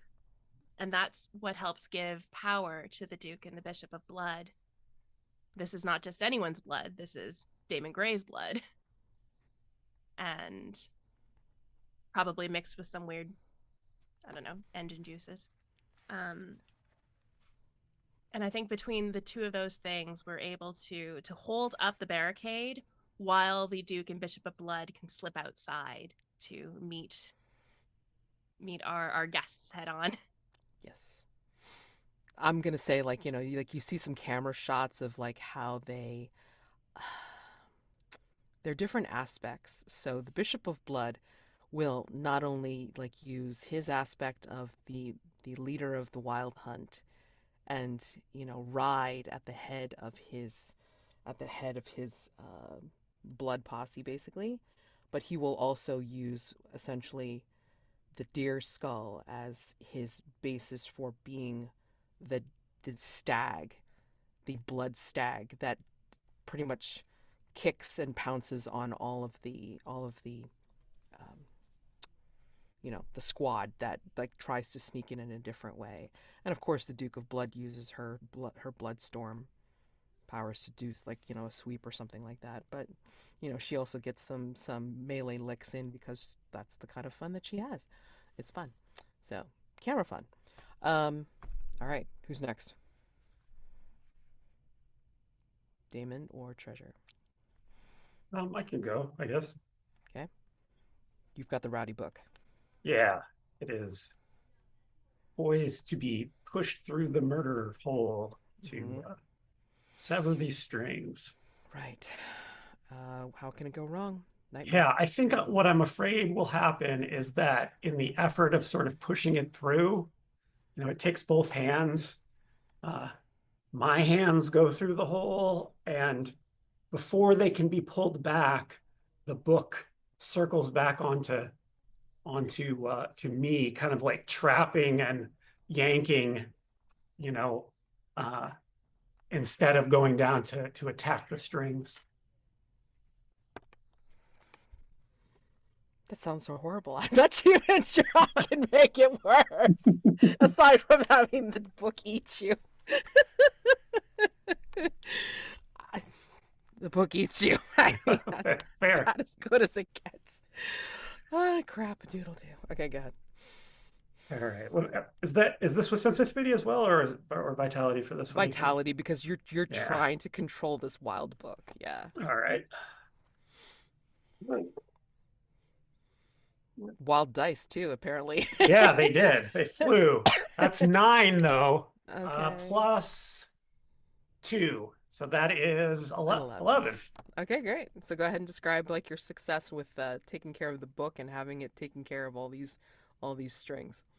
Yeah, so I think it like sort of bursts out of the murder hole and flies like across the room above them, and just as like it pulls in front of the mirror, we can kind of see in the reflection the strings coming down, and the book like swings open, and there's like a maw in there, and it just like almost maybe it grows even and just like snaps down across the strings and kind of growls and yanks, and people just start to drop. Awesome. And Daymond, what do your hands do? I mean, Kemuel's raging at his forces falling, basically. But because he doesn't have the crown, he's wearing the eye crown. He can't get any closer than what he is right now. What do you do? I would like to touch Kemuel and face no reprisal. No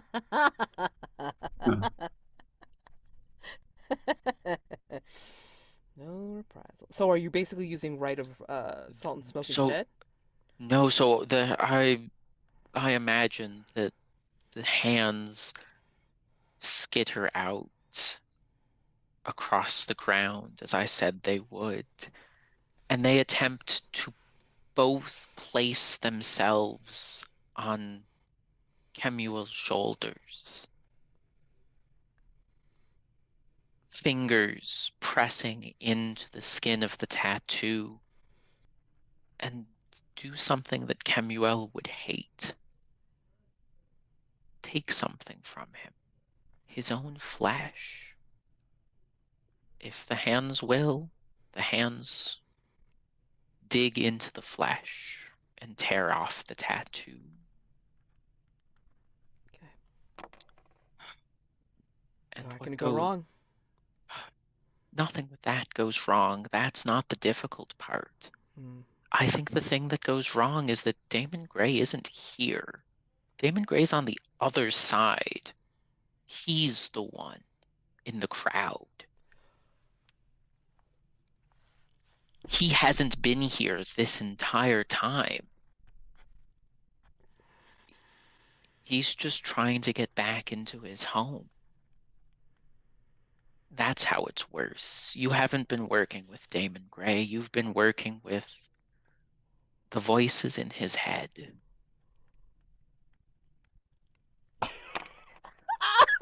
Good luck making that worse, Mads. Good luck. Oh, God. Jeremy, I hate you, but I love you at the same time. God damn it. You made me drop my notebook. Okay. What stat am I rolling with, Mads?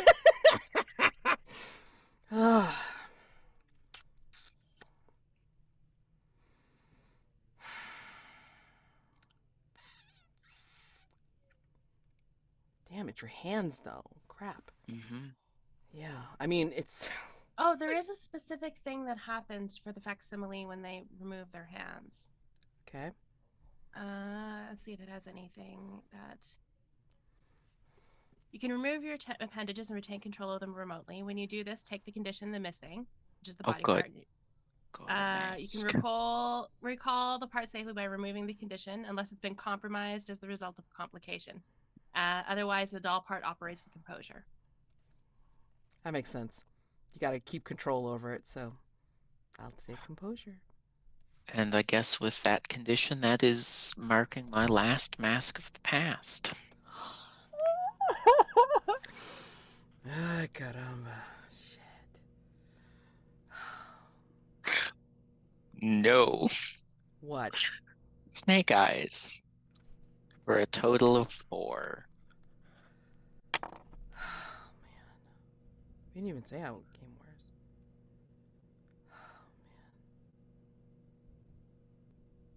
man. It is how I said, mio figlio. If one child is loosed from their strings, then the other is drawn back in. Welcome back to the family. And Marybelle's hands release. They do not tear off the flesh off of the shortage slugger. And Kemuel merely brushes them off and will move you out of the crowd and say, "So, how do I get through, Mr. Gray? Tell me. Break that enchantment. Get me in so I can tear Hargrave House from top to bottom. For La Regina and us. And I can take that body back that belongs to me. This is fine, of course, but I have an old affinity for that one. I had it so long. I think I would like to come back into my old home. You understand, don't you?" As he puts his arm around you like an old friend. Could I do a move? Sure. Can I do my person Friday? Yes! Yes! Please give it to! Go for it, please! Yeah. All right. I will. Let me read it. Once per session, you can appear in any scene at any time ready for action. If there is an object or tool that would be helpful in the scene, you have it on hand, add it to your personal quarters. And I think that that object is a sledgehammer. And so I think Treasure appears behind Kemuel and will endeavor to slam that sledgehammer down right on the twisted tree tattoo, shattering it if possible. Absolutely. What I mean, you get an what is it, advantage or +1? I forget what it is for. Yeah, I can use the sledgehammer as an item. Yeah, Yes. Plus, but you should be able to get like some other. I thought you get another bonus because you're acting in direct defense of your Oh, employer. yes, right. If I'm acting, I forgot about that. That's the employer. So if I'm acting in direct defense of the employer, I also get advantage. Yes. So Yeah. take everything. Advantage +1, whatever you got for defending your employer, please. And this would be vitality too, because you're doing strength, right? Yeah. Yes, indeed. Smash away. That is a 6 + 3 + 2 vitality. That's an 11. You succeed. Tell me what this looks like as you smash through. Yeah, so I think as Kemuel was saying that to Daymond, he just stops all of a sudden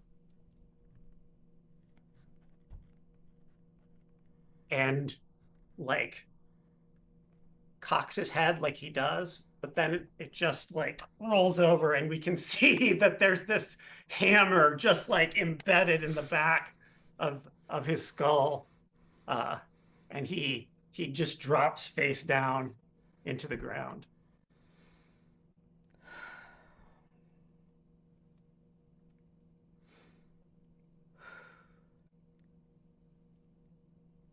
Mr. Gray, are you all right?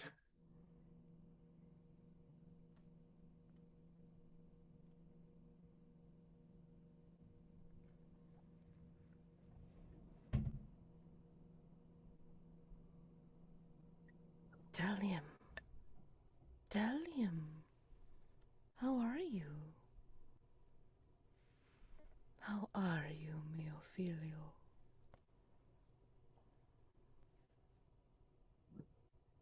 Damon's hands are on someone else's body. He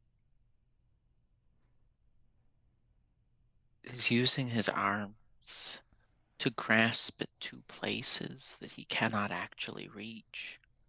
One is the key to the witch's cupboard, securely placed around his neck, that he was about to give to Kemuel. The other is an outstretched arm that could be seen as going for Treasure's throat.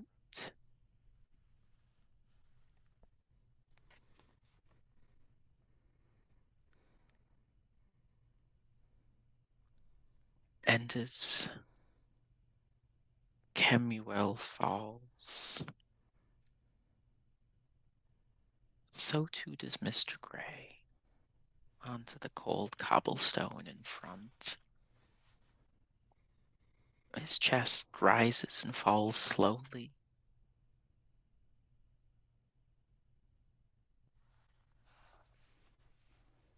The silver threads on him do not twitch.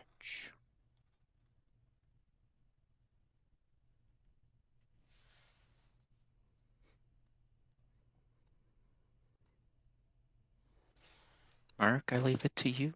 What becomes of Mr. Gray in this moment?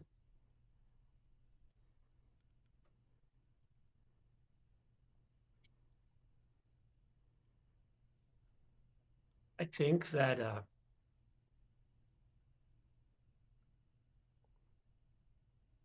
Treasure drops to his knees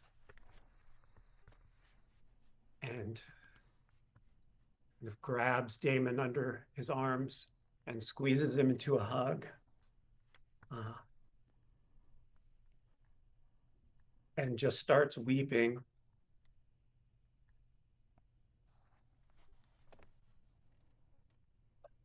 And maybe as those tears run down to the ground, drip, maybe they're mixing with whatever passes for blood from Kemuel and the slugger. Maybe strings start to twitch. It's hard for us to tell which strings those are. Do those threads look silver? Or are they black?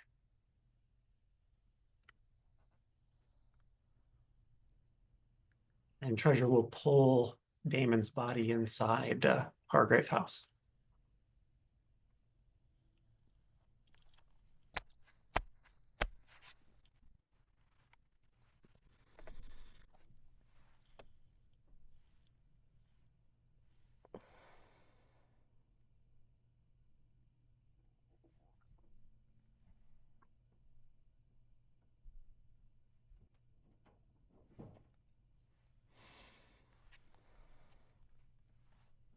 Okay.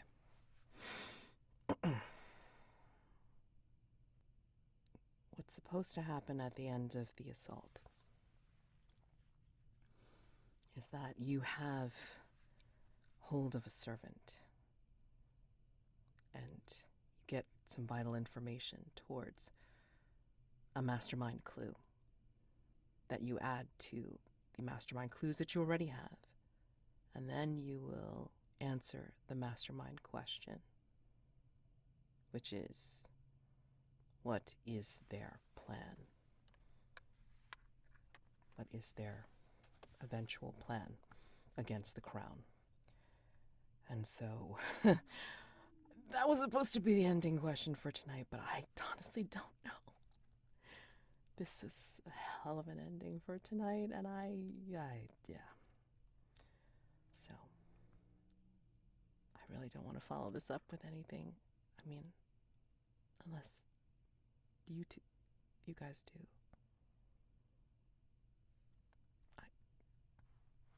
Yeah.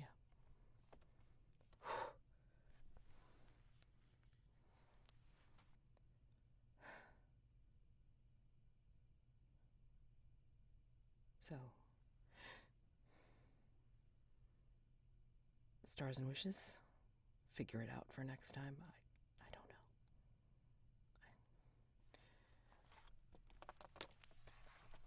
know. I have to go first because if I don't, it will just be me saying ditto for 15 minutes. Each and every one of you was fantastic. Amanda, the sidebar we had figuring out what these hands would do with each other was incredible. The way that got to materialize. You performed a ritual beautifully, and it was a very Marybelle ritual. Rob, I typed in the chat in all caps, kiss her, damn it. And then the moment was gone. How can you keep doing this to us? It was so good. Mads, you questioned at the beginning if this was going to be wonderful, and I don't think you need to question that right now. I think we can all agree. Mark, I don't often rank stars because they're all the same, but the best for last. Mark, the hell, that ending. You did so much more justice to that ending and took us places I wasn't expecting with pulling out my person Friday and the black versus silver threads. You broke Mads, full stop, in the best way. Fabulous. Absolutely fabulous. The only wish is for one last round of vulnerable scenes before the final encounter. That brief moment of respite. One last moment. Character to character is all I ask for.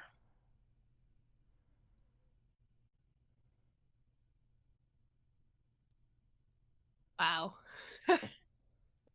I'm glad I'm not wearing my Fitbit tonight because I think my heart rate would have kept spiking.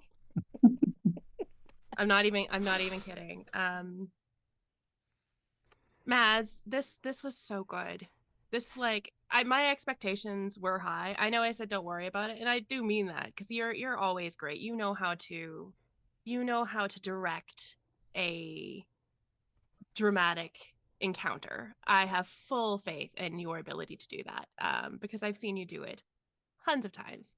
This was outstanding. So stars for really driving all of those emotional points home, for really making sense of what was essentially our nonsense, and pulling it all together in a really cohesive manner. Stars for the digs at Miss Blakely. I didn't miss those. Those were fabulous. Of course, I didn't miss those. Yeah, this was amazing.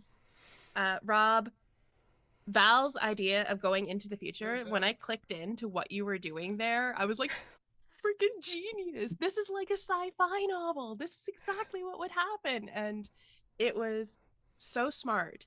And then the idea of taking the shadow crown from the king, that was awesome. It was such a Val move. And it's really cool to see Val using their power that they're so kind of reluctant with normally.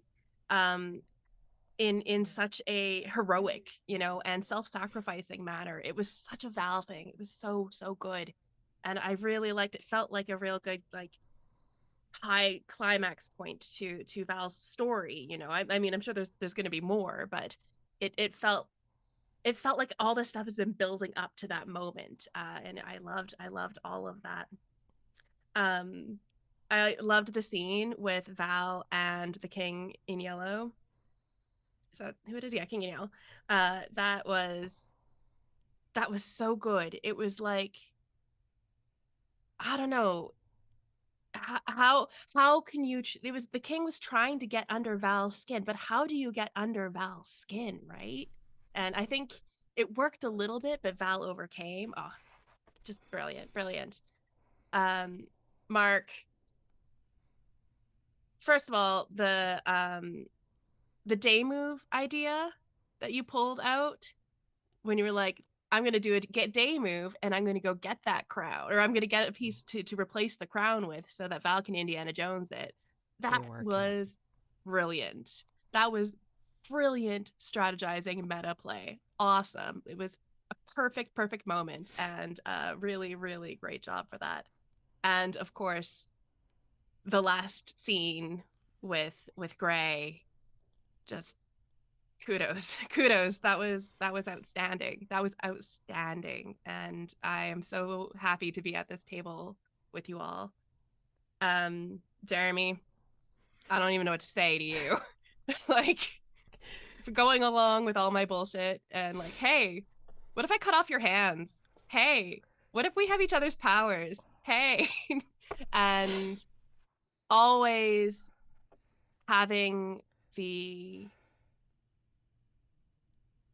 most appropriate, dramatic, emotional spin on things in a way that makes perfect sense for the tone and the themes that we are going for in this game, but also continuously like drives the plot in really unexpected ways. It's just masterclass character playing.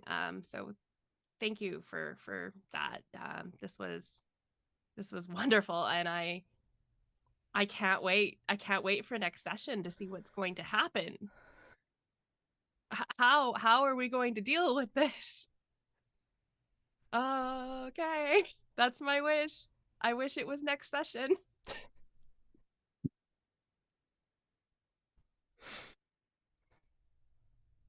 I'll go before I forget because I wanted to bounce off of some of the things that Amanda said, but I ditto everything that's been said so far.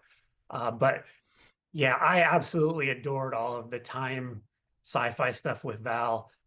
Rob, huge star. I've come to learn that anytime you say something like, I think Val is going to slip into the surf of time, or I think I have something I want to pull out here, it always like leads to like just amazing stuff. And that moment of Valentine saying to the king, to the occluded king, I will not pretend I'm selfless in this matter, was like so perfectly like on character for that archetype. It was amazing. Amanda, I loved all of the weird body horror magic, especially the way that played with what we know earlier about Marybelle's kind of revulsion of the human body. That just made for some interesting counterpoints. And I also really loved the, I think it was like, well, I am as strong as 10 men, and my arms can telescope a meter or something like that in moving the mirror. And Jeremy, star for, I love that image of Daymond and Marybelle rolling the mirror like for half an hour across London. But big star for what, at least in the games that I've played, has probably the best ever. Like, what are you afraid is going to happen? How it's worse than that at the end there. That was just amazing. Mads, like, again, just bringing like the scariest, creepiest tone having the king say to Valentine, like, you smell like my brothers of darkness and madness, and the whole like sort of taunting and tempting of Val was such a like powerful scene. I love the little detail about the Duke and Bishop of Blood, their eyes gleaming when they heard about the slugger, but for different reasons. Wishes, yeah, I can't wait to see how this shakes out in a finale.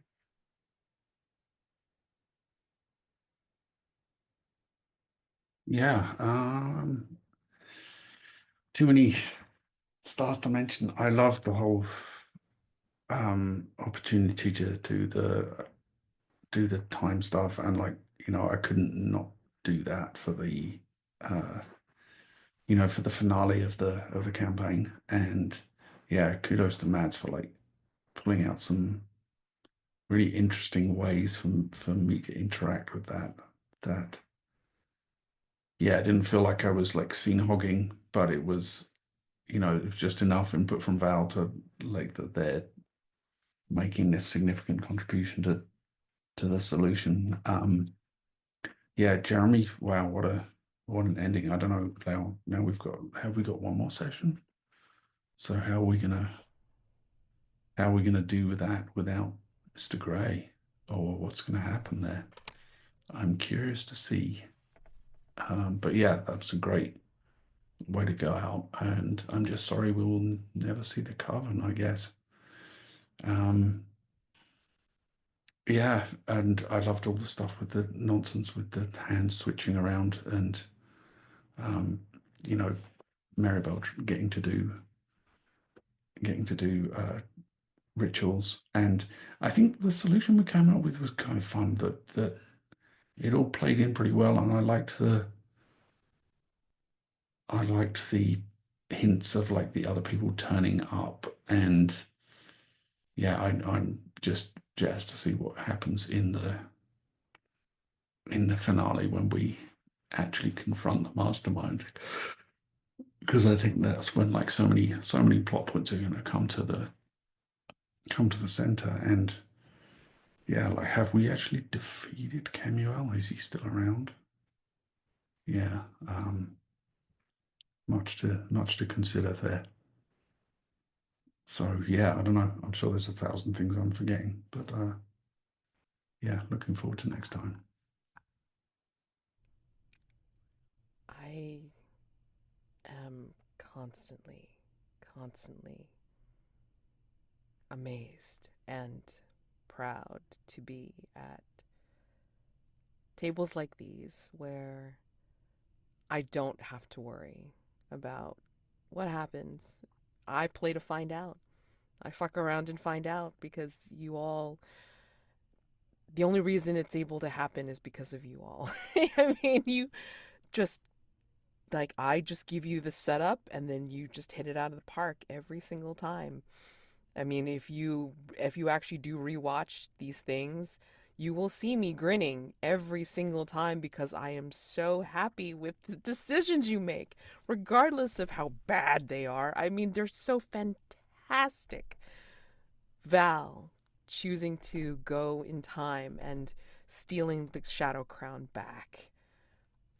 The decision to literally tag team, getting the mirror and using rituals and, like, you know, unscrewing a mirror and getting it back to Hargrave House. How bazonkers is that? And then Treasure bringing Matthew, the former Beelzebub, back to Hargrave House, and then finding different things back at Hargrave House, and just, you know, to be able to help defend it. And it was just like a domino effect, a waterfall effect of things happening when Kemuel actually got there, and then you guys bringing in the Duke and Bishop from the void, and then seeing all those people there, and then I brought in the hint of Daymond Gray as the puppet, because I brought that in beginning that she had a Daymond Grey puppet. I did not realize what Jeremy was going to do with that. At that, and I was shocked, and I was beautifully shocked about it, and then shocked again and beautifully shocked again when Treasure brought out the My Person Friday, and then utilizing the employer, and just all these beautiful, goddamn beautiful decisions.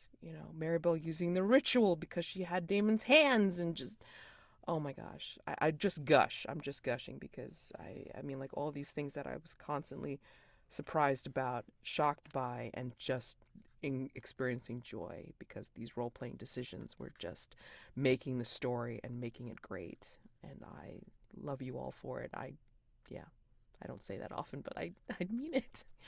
I don't know how it's gonna end.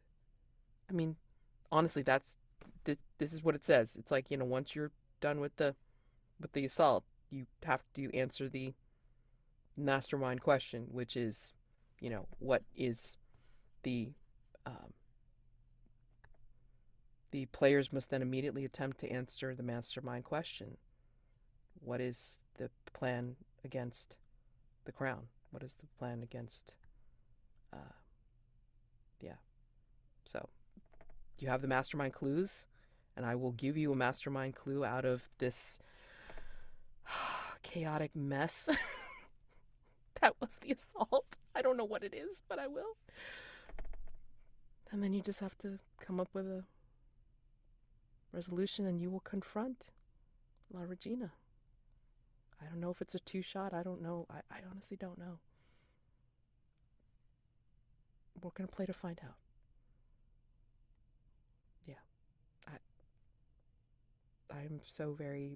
I'm starring you all because it's beyond regular stars. It's just like the twinkling lights in the sky. It is the nebulae that I look up at and just go, you are so goddamn beautiful. And it makes me cry. So thank you. Right back at you, Mads. Thanks. So, yeah, it made me cry some more because, I mean, like, we're not done yet. I guess we're going to start next session with figuring out, like, how you want to answer the mastermind question. Yeah. And I don't know. I mean, do we have Daymond? Do we not have Daymond? I don't know. I mean, like, do we pull out a Hail Mary from some other place? I don't know. I honestly don't know. I will point out, I have no plans on retiring him. I've just simply used I up all thought the so. masks of the past. Yeah, I thought so because I was looking. I said, did you check off Bloodsoaked Portal? You did not. So I got to No. figure out what's going on here. So, yeah. So I love you and hate you, Jeremy. It's like, thanks. You're welcome. But the Okay. I'm gray glad for we've that, though, known 'cause and then loved is not gray. I know. What was this? What is going on? God damn it. I'm glad he's not going to be I don't know officially how retired, long though, that's been the because case that's for. retired Treasure. Oh God. Yeah. So questions Mm. need to be answered for next time. This is like the kind of episode where, like, what is going on? So yeah, can't wait to find out. Yeah, so we'll have opportunities for some vulnerable scenes because you still have to answer the mastermind question. Yeah, and then they'll have the confrontation. Who knows how long that's gonna take? And yeah, I mean, we'll see the aftermath. So we'll call it the aftermath of whatever happens next time. The bodies will be dragged off, next morning. We'll see what happens. I can't wait. I'll tell you what if you have to prepare for anything, but honestly, I mean, we'll play to find out because damn, this is good stuff. God, you guys are awesome. So, happy gaming for the stuff you're doing for this week. Have a great week. I will see you next time. My God. See ya. Bye.